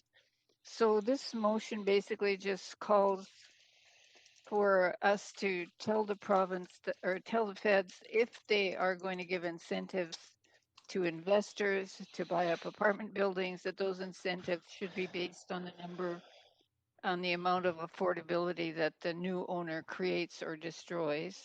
And it's also to ask our staff to see if there's anything in the city's jurisdiction that we can do. The big thing that we need, of course, is vacancy control, which is in the province's bailiwick. Thanks, sir. Great. That's 2 minutes. Councillor DeGenova has a question for you, up to a minute. Thanks so much. Did you happen to know that REITs, Councillor Swanson, also can include nonprofit organizations? I did, yes. Okay. And a lot of them invest in nursing homes, but the thing is, they try to extract a profit. Okay. And did you understand that REITs can also include unions that will also join together and choose to invest? And they include pension funds. Yep. Okay, so you're aware that that's something that does support unions as well as nonprofits. And you're The still thing asking, is, should we be making a profit off a human right like housing? Okay, and just also wondered if you included them in this motion, or if they were excluded, if you were talking about nonprofits and unions in this motion, or just private. I don't think any investors I'm just should be asking a question. They're not excluded, because I don't think any investor should get a subsidy to make housing more affordable. We're at the minute. Councillor Fry. Yeah, thanks. Councillor Swanson, I've been reading that, in fact, many of these real estate investment trusts are coming up from the United States, and they made a landing in Toronto a number of years ago and really started to change the rental market there, driving rents up, fixing buildings, low cap buildings for high yield. Are you aware of these trusts moving in on the Vancouver rental market? Yes, one just bought 15 apartment buildings in Vancouver. I became aware of them when I saw the movie Push with the United Nations Rapporteur on Housing, Leilani Farha. You can, for people that are watching, you can if you Google Push the movie, you can watch it. It's about how real estate investment trusts all over the world are taking over apartment buildings, pushing tenants out and raising the rents.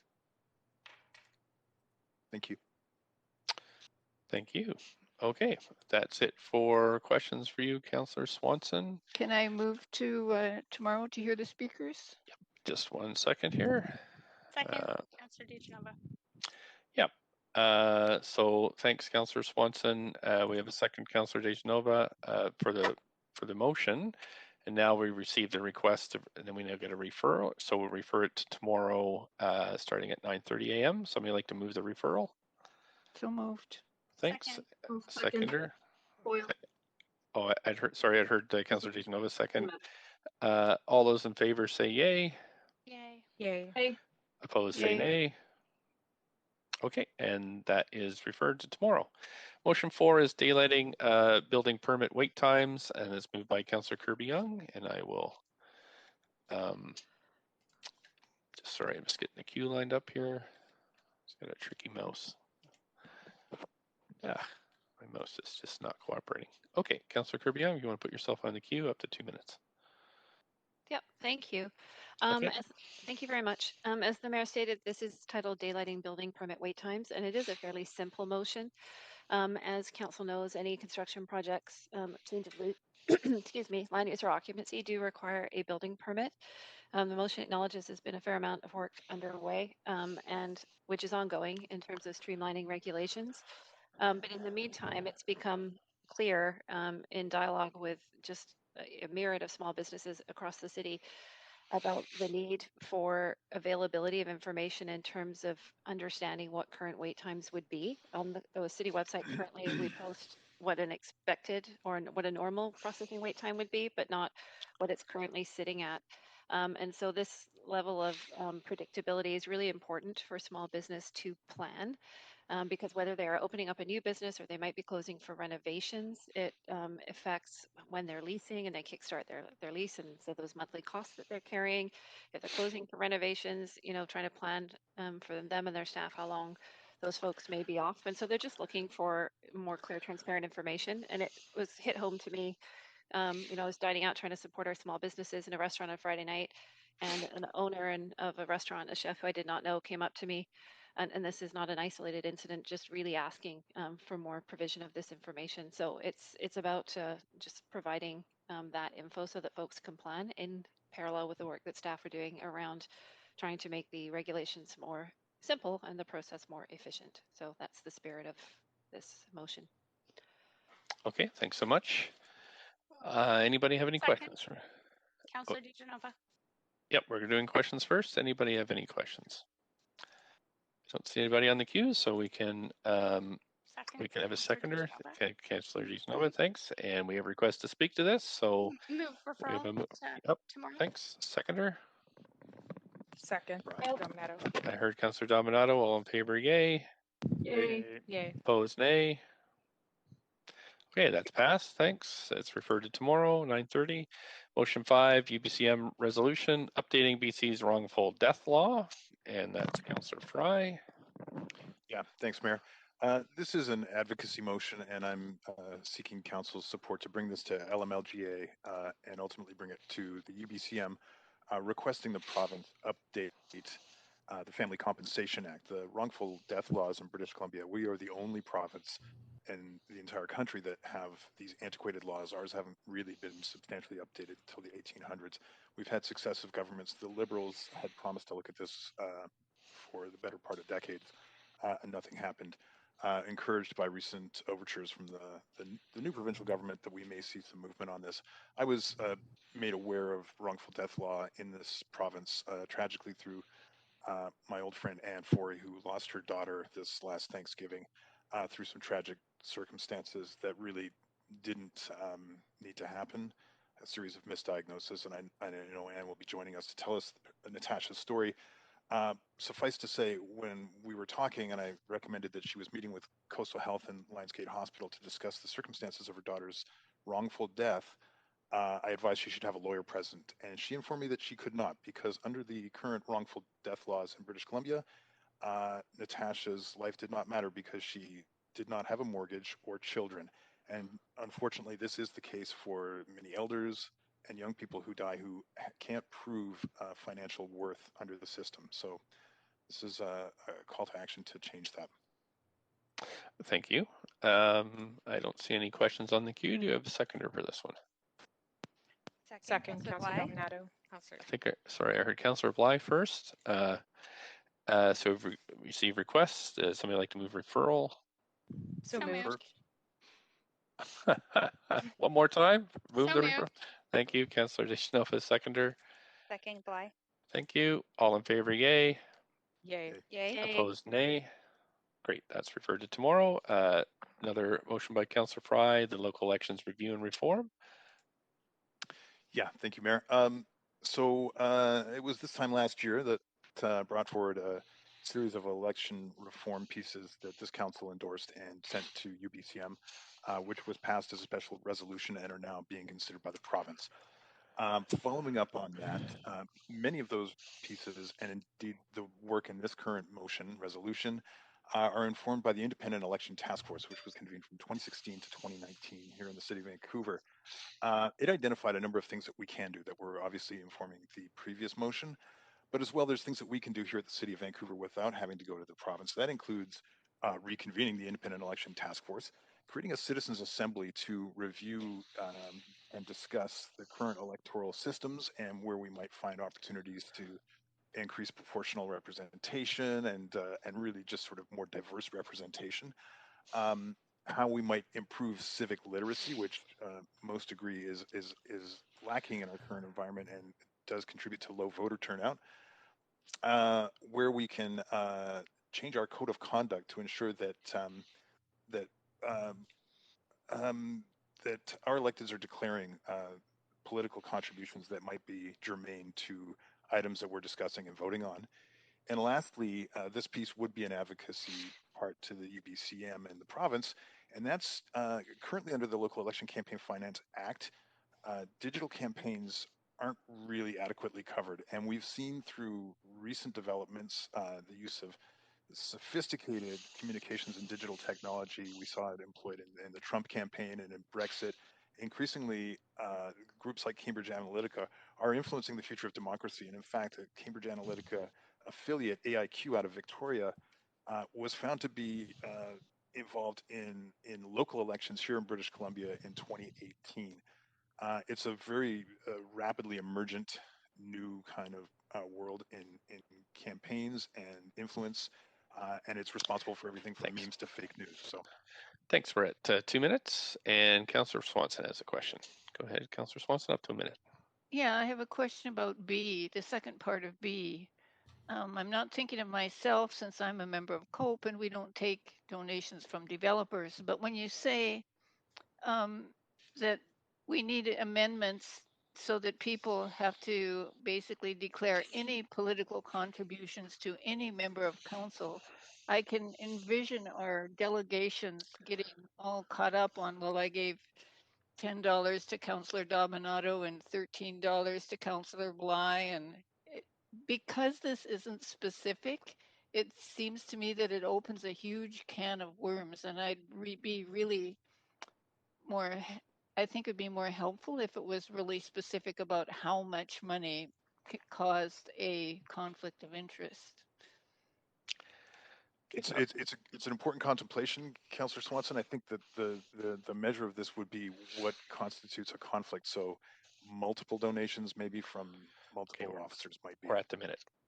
Sorry, minute's fast on this one. Councillor Dominato, up to a minute. Thanks, Mayor. I also have a question on Section B, and it's with respect to declaring campaign donations with respect to decision making and what the implications are for the public understanding that in terms of conflict, because currently it is not a conflict. And I'm just curious how that might be addressed, because I think there'll be some confusion. So, you know, for example, Councillor X has a campaign donation from someone who works in the development sector, but in fact they can vote on rezonings. It's actually not a conflict today. So I'm just curious how you'd reconcile that. Yeah, and I think it's important to articulate this motion doesn't suggest that you are in conflict. It only suggests that you declare that. So it would be really up to the public to determine if they felt that that was perhaps a conflict, or even the councillor themselves to contemplate whether they felt it may appear as a conflict out of an abundance of caution. We're at the minute. Councillor Thank you. Carr. Yes, thanks, Mr. Mayor. My first question is on Section A. Councillor Fry, you verbally said that the council should direct staff to reconvene the Citizens Assembly. I remember that they specifically said they were not going to reconvene. So is it a new establishment of a Citizens Assembly you mean there? Yeah, so the Citizens Assembly would be something new, and that was a recommendation to do something new.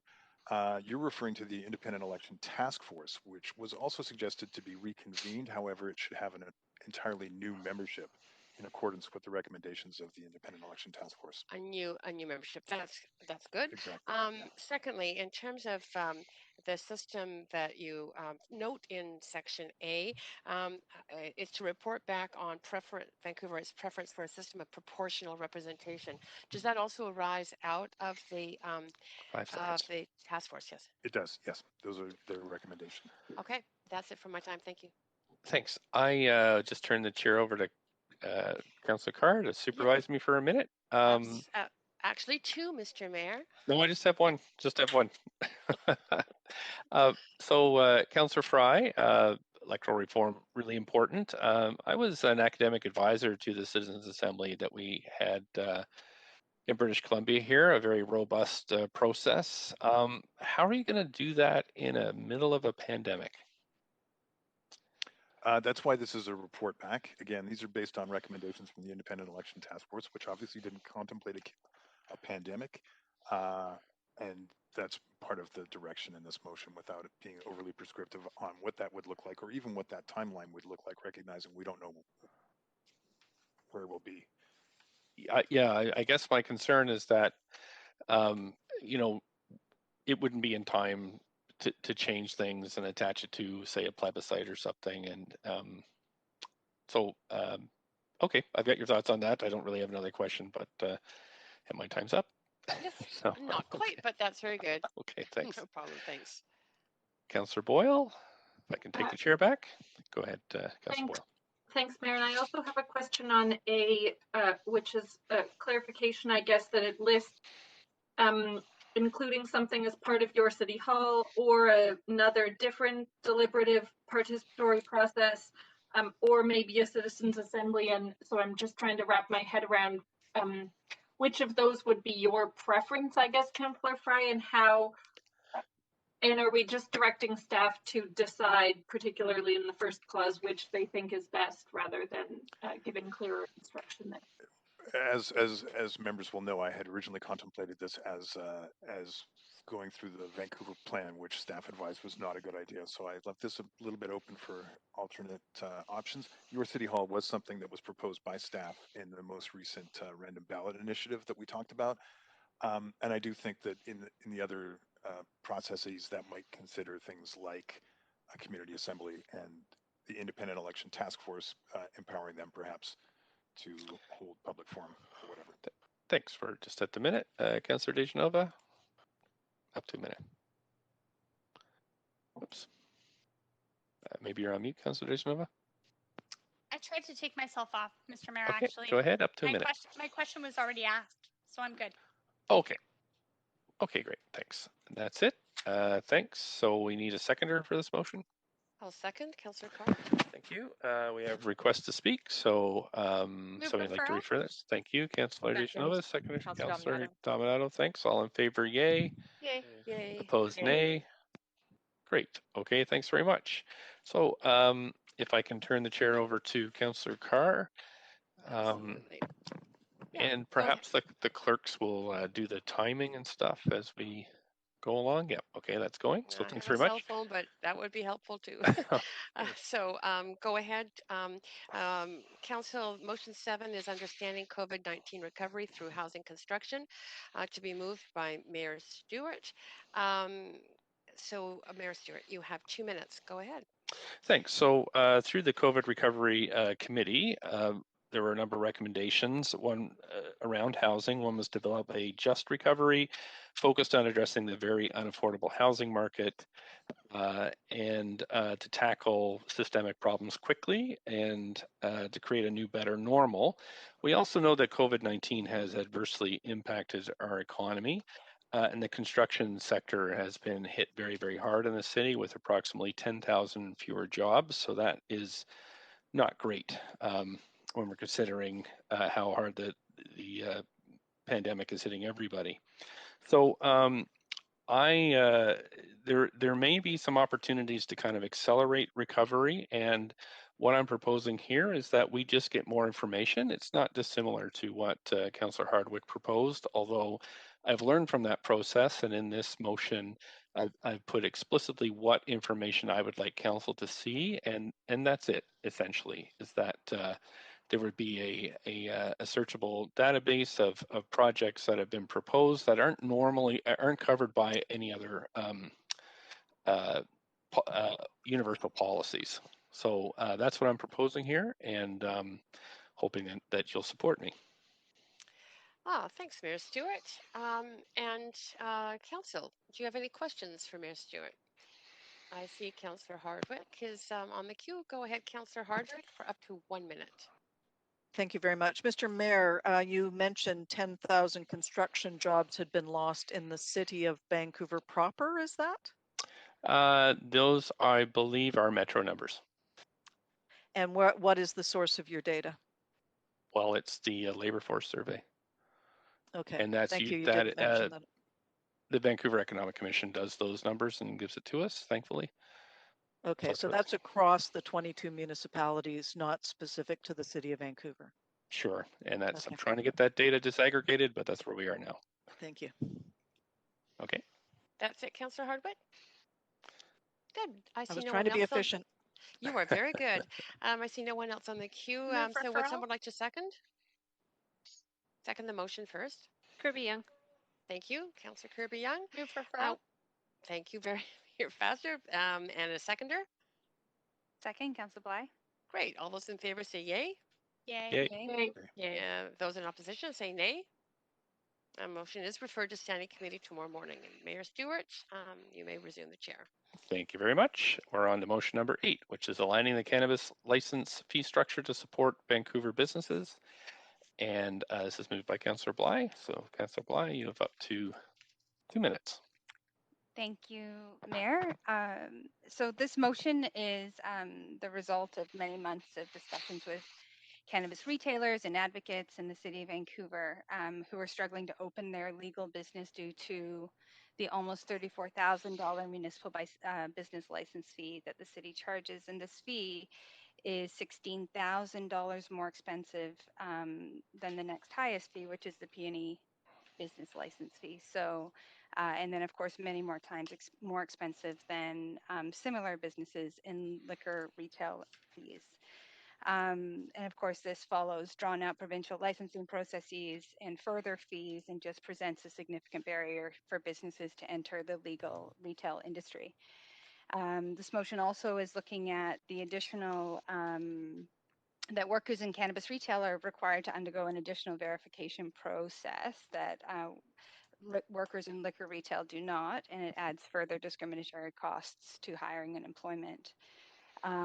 So city staff have stated that expensive license fees is really the only method of cost recuperation for the city's cannabis license review process and the compliance and enforcement of city bylaws. But the extreme size of the fee is constricting the industry to a select few shops, and also allowing or sort of incentivizing illegal retailers continuing to open and reopen. So business advocates in the province have highlighted the opportunities to create well-paying skilled jobs in a growing legal cannabis industry that has remained strong throughout the pandemic. So the request is that the City of Vancouver can reduce the significant barrier to entry for legal businesses while our community can reap the benefits of a new stable source of economic growth coming out of the pandemic. Thanks. That's 2 minutes. And Councillor Dejanova has questions for you.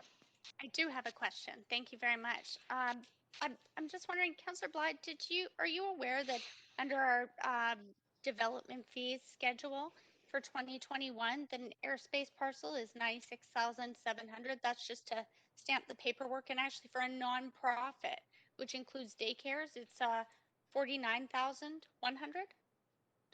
Whereas at other municipalities, it can be from free to $3,000.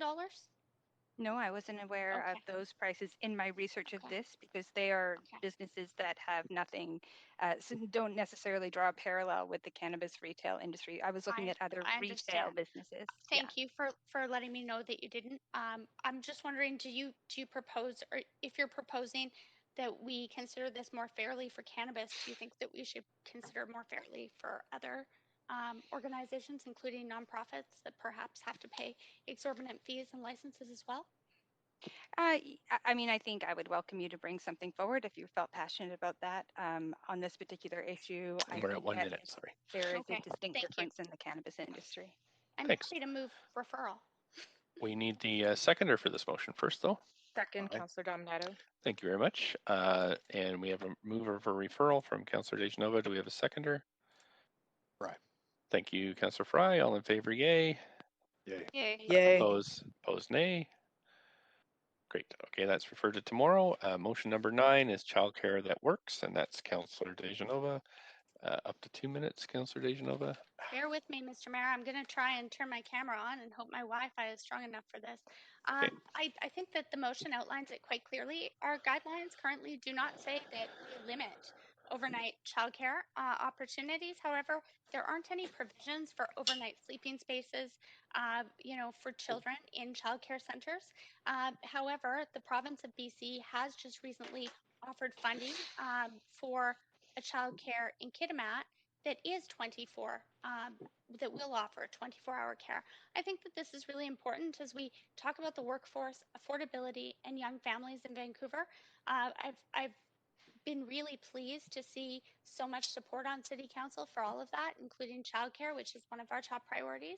But in looking at sort of some of the struggles of families that need to consider affordability, especially single-parent families, I think it's important and incumbent upon us to also consider the fact that those families don't necessarily work in traditional hours, and any childcare outside of those hours that they have to find may not be licensed. It also would come at a lower ratio, looking at nanny scenarios or private childcare scenarios, and hearing that that's unaffordable for families. So looking at different options to serve everyone in our city. And when we think about MERP, as our mayor has pointed out, will serve sort of that middle income group. I think that we also have to consider serving those families as well.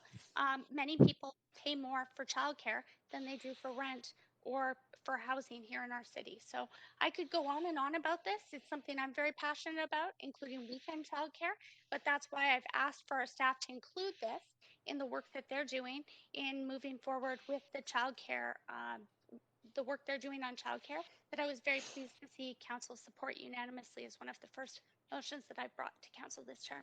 Thank you very much. Thanks. Councillor Bly, you have a question? Up to 1 minute. Thanks, Mayor, and thanks, Councillor DeGenova, for bringing this forward. It's very interesting. I'm just wondering if this were to move forward and staff were to go and do this work, what do you hope staff would be able to deliver that would actually be able to make a difference in enabling this type of 24-hour childcare? Well, I hope that they would be considering, as I've asked for, some of the feedback from current childcare providers as they go to relicense, as they do each year with the City of Vancouver, just as everyone does with a business license. I also think that the care and thought that our staff have put into the City of Vancouver childcare guidelines go beyond even some of the other municipalities in our province. But I'm just to be clear, we can't control whether or not a daycare is going to run 24 hours. No, but we can Okay, control whether or not we incentivize daycare to even be built, and we can control our guidelines that currently don't provide sleeping areas for more than just naps. Thank you. Okay, and we're at the minute. Thanks very much. I don't see any other questions. Do we have a seconder for this motion? Thanks very much. Mayor, sorry, I did have a question. I was on the list a bit late. Okay, I'm sorry. Councillor Boyle, just up to a minute. Thanks, Councillor DeGenova. I'm just interested to know, to the point you made about incentivizing, if you would favor the city providing more subsidy from our own city budget to support overnight or extended hour childcare beyond the subsidies that we're already providing. I'm wondering, Councillor Boyle, in the motion, I've asked that we look at perhaps having our staff approach the province on that. If they sure, think I'm that's just wondering necessary. if the province wasn't providing more funding, if you would support it coming from from city taxpayer dollars? I mean, it's hard to say that without looking at the report back from staff. And as I've said, I already compliment their work. So if staff made a case for it and there was a way to move forward with this that was doable and within our budget, looking at that from the development budget, just as we see with nonprofits benefiting, then I would be supportive of it. But it all depends on the report back and recommendations. That's all I'm asking for here. Thanks, Councillor Boyle. Thanks. That is the 1 minute. So we have a seconder for this motion. Sorry, Councillor Weeb seconded it. Councillor Weeb, thanks very much. Request to, okay, we have a request to speak. So we have a referral. Somebody want to move the referral? Thank you. Councillor Deschanova, seconder. Second, Councillor Dominato. Thank you, Councillor Dominato. All in favor, yay. Yay. Opposed, nay. Okay, that's referred to tomorrow. Okay, council, we're at 4:32. Making good time here. We have notice of council members' motions. So if you just want to put yourself on the queue, if you've got motions to put forward, great. Councillor Swanson, just the title and to make sure you send in to the clerk.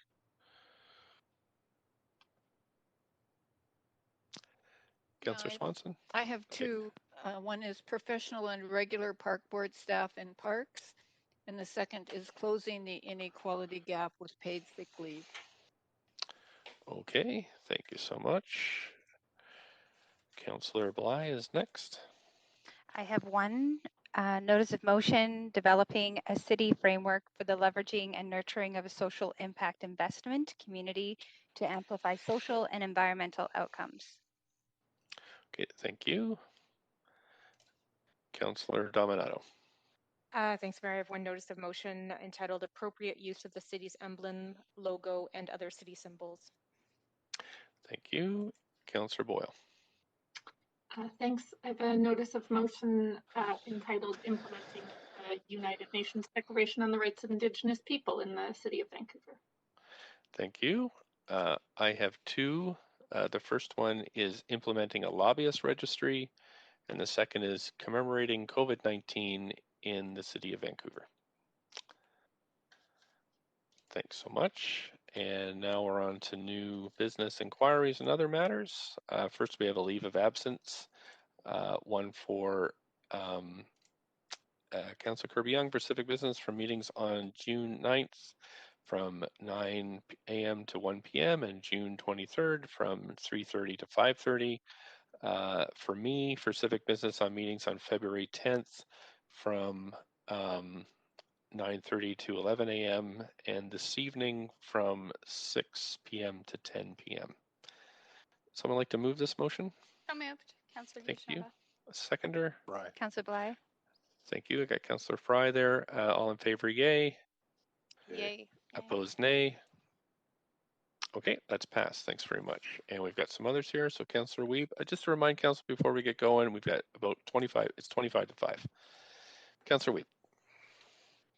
Yes, my first one is a leave of absence for February 22nd to February 26th. I need to do for myself. Okay. So do I need So to? moved. For second. Just gonna check with the clerks. Do we just serve notice at this point, or do we vote on it now? We can vote on it. It looks like there's other council members on there for other items. Okay, so can we just call an oral vote right now for this? Yes, please. Okay, great. Go ahead. So we have a mover and a seconder. Sorry, Councillor Weeb, if you explained your whole time. Okay, great. So all in favor, yay. Yay. Yay. Opposed, nay. Great. Thanks so much. Keep going. Yeah, I've got an inquiry wondering when staff will bring back a report on the local streetcar network, where that's fitting with their transportation plan. Okay. Second inquiry for report back would be looking at how we can ensure that washrooms are included in business permits for properties such as transit hubs, pump stations, and other other civic infrastructure. Okay. And the last one is concerning the accessibility that we're seeing at Spanish banks because of sandbags. And so I'm wondering if I could get a response now, recognizing that there's been people from the Persons with Disability Advisory Committee recognizing that they don't have access to large portions in winter months of Spanish banks, and this has been going on year after year, and if we have a long-term plan to resolve this. Okay, you wanted a response now on that one? That one's more immediate, so if we do have staff, if not, I can get a response later. City Manager, do you have anybody here that might be able to answer that, or perhaps a written response? I think, Mayor, at this point in time, perhaps we can follow up with a written response on that. Is that okay, Councillor Weep? Yeah, that's fine. And I guess the last question is, there is currently herring are starting to spawn in False Creek, and there's been an ask if we are able to move some of the herring nets to the Harbor Green. I know it's under construction, and I know it's part of our engineering staff, but if there's an ability for us to work with DFO to move the nets there, because once herring are released, they normally will come back to where they were spawned. And so if we could help the organizations ensure that we can bring back herring to the city of Vancouver. Okay, thanks so much. Councillor Hardwick. Yes, thank you. Well, I'm going to bring up the Housing Vancouver strategy again and the quest for data. We did receive a memo dated February 5th, and while this information was helpful, it unfortunately does not cover most of the important data that is needed for recalibrating the Housing Vancouver strategy.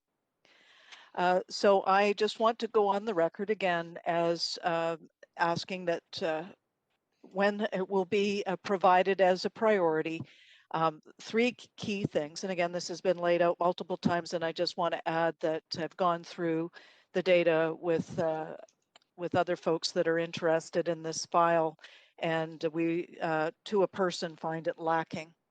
The three areas are under council direction, the annual historical data since 2010 to the present for rezoning and development permit applications for new housing development listed by project, including data on the actual or estimated number and type of housing units and the status of each project, approved, modified, rejected, etc.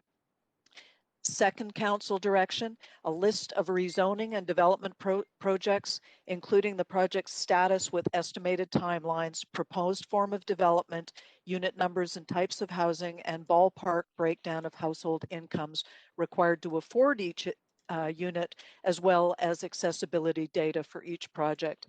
And then finally, Council Direction 3, which was estimated zoned capacity, broken down by each zone and by neighborhood numbers and types of units with estimated total and annual build out. All of this has been detailed and sent in through the city manager to the director of planning, but I just wanted to make this very clear on the record that this motion has not yet been satisfied. And then one final thing, if I've got another couple of minutes or seconds to get it in there, is that I've made the request several times that we receive red line documents.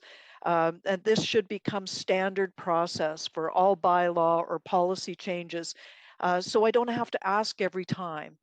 I know that there are reviews being undertaken by staff in this regard, but it's really kind of essential that we be able to see where changes have happened without having to go back and try and look at documents side by each. So again, I wanted to go formally on the record of requesting that this becomes standard practice of providing red line documents. Thank you. Thanks. Councillor Swanson? Mr. Mayor, if I may respond. Okay, sure. Sorry about that. Yep, go ahead, City Manager. On both those points. So first of all, with respect to the housing data, so yes, as obviously as Councillor Hardwick has indicated, there was a memo provided last week with some data. The next step that we're now undertaking on that is going back to Council's motion on this matter, looking at the data that the Councillor has indicated is outstanding, and determining what effort would be required to produce that, and we'll report back to council on that. Understand, again, that if council sought data, we need to deliver on that, but also want to ensure that council understands what the implications of doing so are.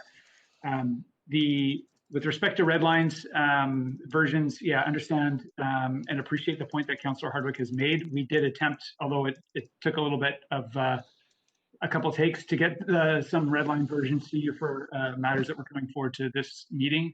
But yeah, I take the point on that, and that is something that we're working on with staff.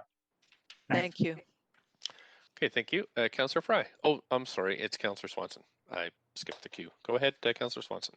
Okay, so almost 2 years ago, we unanimously passed a motion calling A, that council shows its support for naming a civic asset after the Komagata-Maru, and B, that council directs city staff to work with the park board and asset naming committee and the descendants of the Komagata-Maru Society to try and find an asset to name.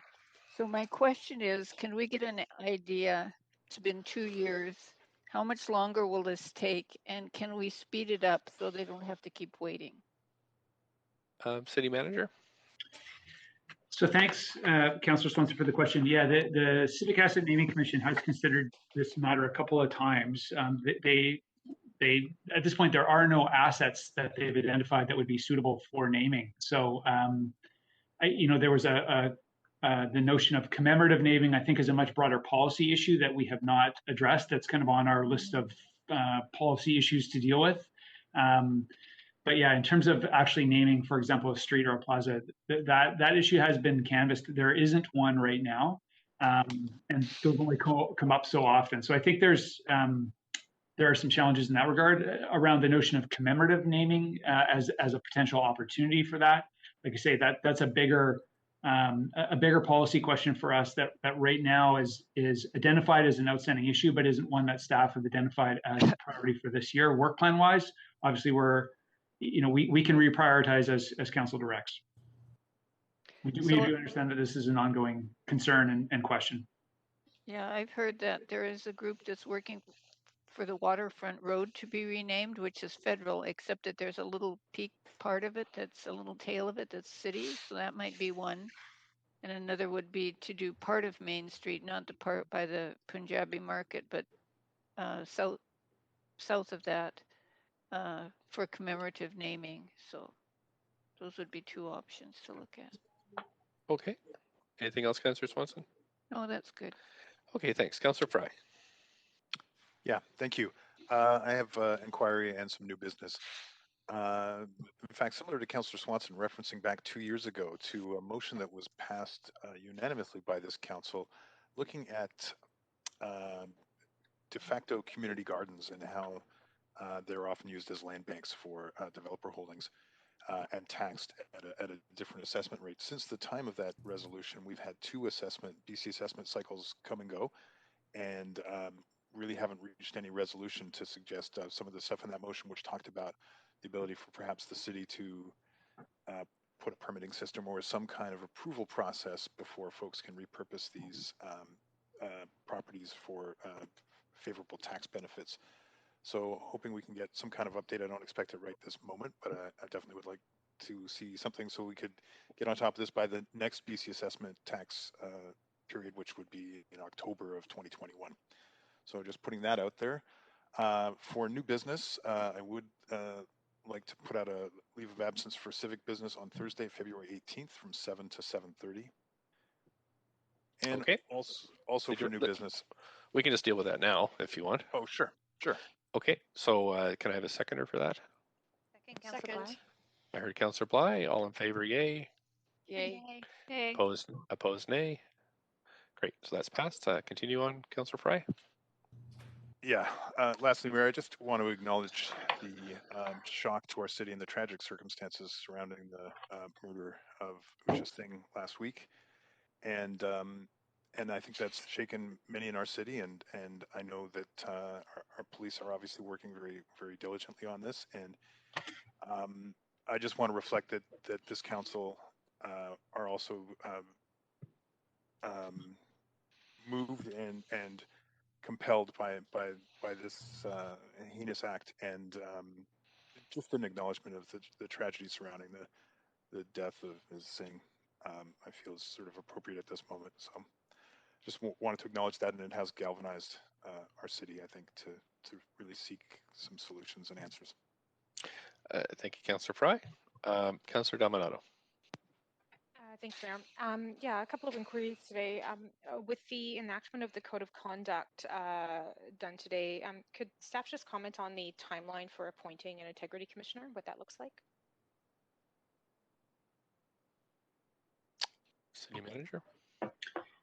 Yeah, Council, that's Councillor Domino. That's something that we've turned our mind to. I don't have a specific timeline for you on that, but we can certainly report back.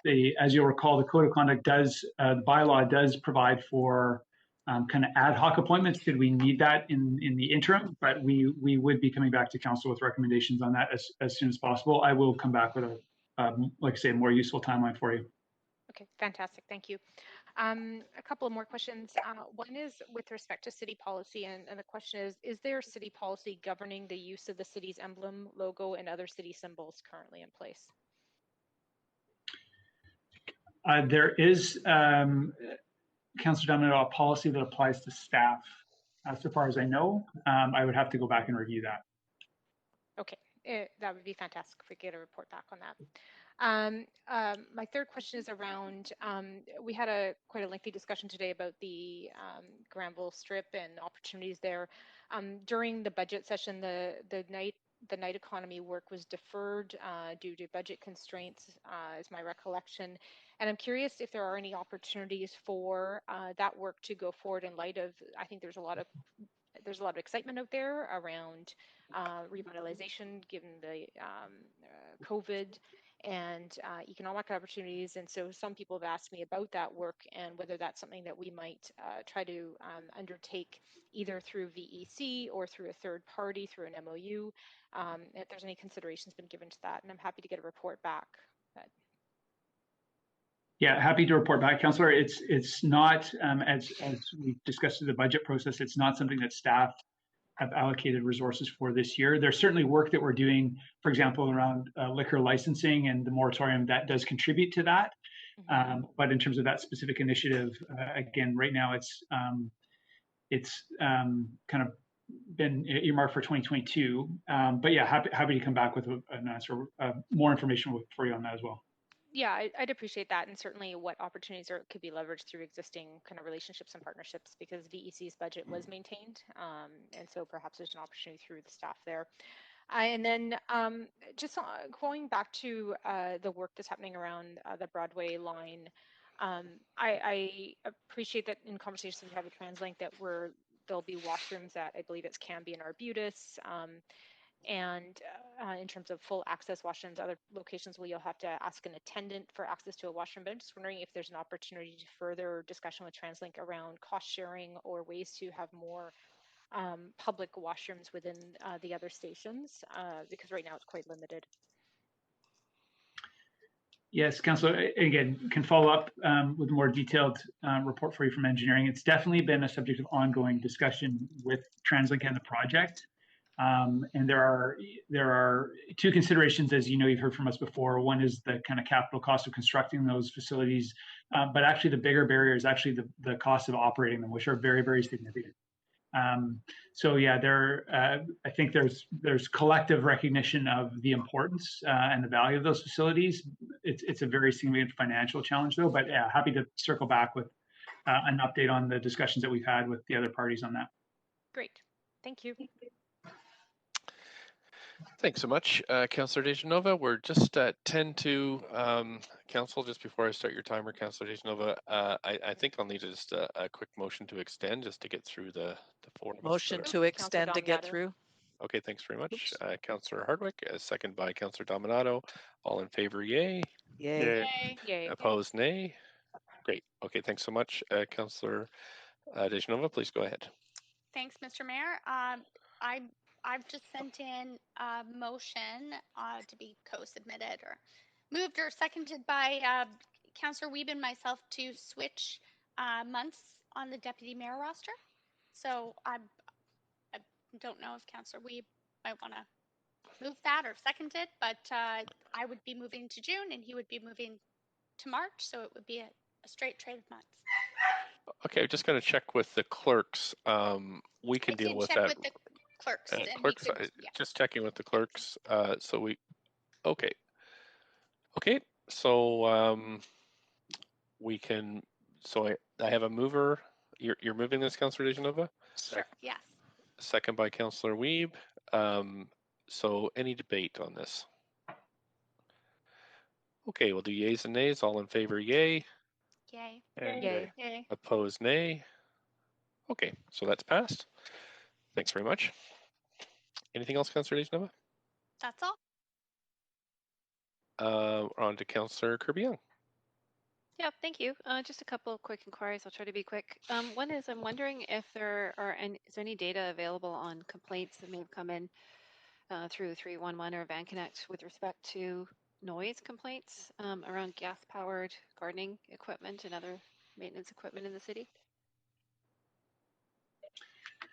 Councillor, I mean, we would definitely have data around noise complaints. I'm not sure whether we would be able to parse them down to the cause of the noise, but I can certainly follow up with 311 on that. Okay, be interested to know that, to see if it's peaked during COVID with the proliferation of more people working from home. Seems to be becoming a broader issue. So I would appreciate any info back on that.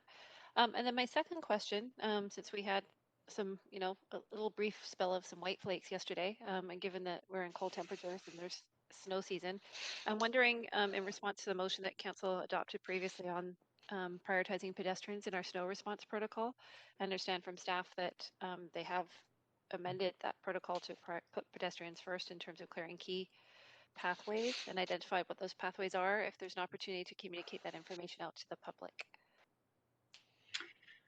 Yeah, thanks, Councillor. We have, as Council has heard, changed our policy with respect to snow clearing where there are adjacent bike paths and pedestrian paths, the seawall, for example. In terms of the communication that we've issued to the public on that, I don't know the answer to that, but I'll follow up with engineering. Okay, that would be super. And so I'll leave it there. Thanks. Thank you. Councillor Boyle. Thank you, Marin. I have just one inquiry, which is about the Slow Streets program. Councillors regularly get tagged, particularly on social media, with questions or concerns about the temporary orange barriers being moved on various slow streets, and wanting to ensure that where a street is labeled as a slow street, that the traffic is actually being slowed so that those pedestrians and other non-car users are safe in that space. I'm wondering if at some point Council can get an update on the implementation of that program and any challenges or changes that are being made to address the slew of concerns that we've been hearing about those barriers being moved and other challenges or successes that that program is seeing. Thanks, Councillor. Yeah, we are definitely evaluating the program and we can work to provide Council with an update on that. Okay, that would be great. Thank you very much. Thanks. Councillor Carr, if you wouldn't mind just chairing for a second while I I guess it's other matters. Go ahead. Thanks. Happy to do that. Go ahead, Mr. Mayor. Thanks so much. Just wanted to draw Council's attention to $4.9 million grant that was announced today. This is from the Federal Reaching Home program that flows through LUMA Native Housing. The feds distribute the money to LUMA that has an advisory panel that decides where monies go. And we were awarded $4.9 million to fund not only 2 new washroom trailers, but also some housing projects, which I believe are shelter spaces, which is great. And why I want to point this out is this is the second disbursement of monies that we've received. I believe the first one was close to $2 million.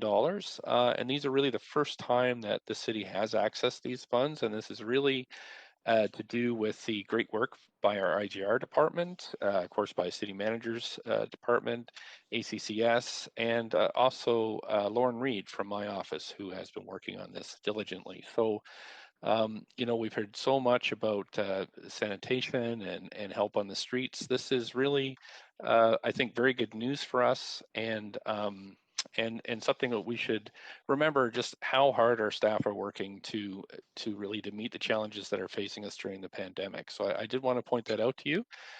And not that I'm greedy or anything, but I do have calls this week with the Prime Minister, with the Deputy Prime Minister, with the Intergovernmental Affairs Minister, all about trying to secure second rounds of a rapid housing initiative money, permanent transit funding, and as well as other sources. And I have to say, it is nice working with such a great partnership, I think, with the federal government, as well as the Big City Mayors Council that has been doing such a good work through this pandemic. And I do really feel like I think our residents are going to start feeling the effects of this as we begin to roll out these new facilities. And so just wanted to say thanks to staff for everything, because you don't get enough shout outs for everything that you're doing. So thanks so much.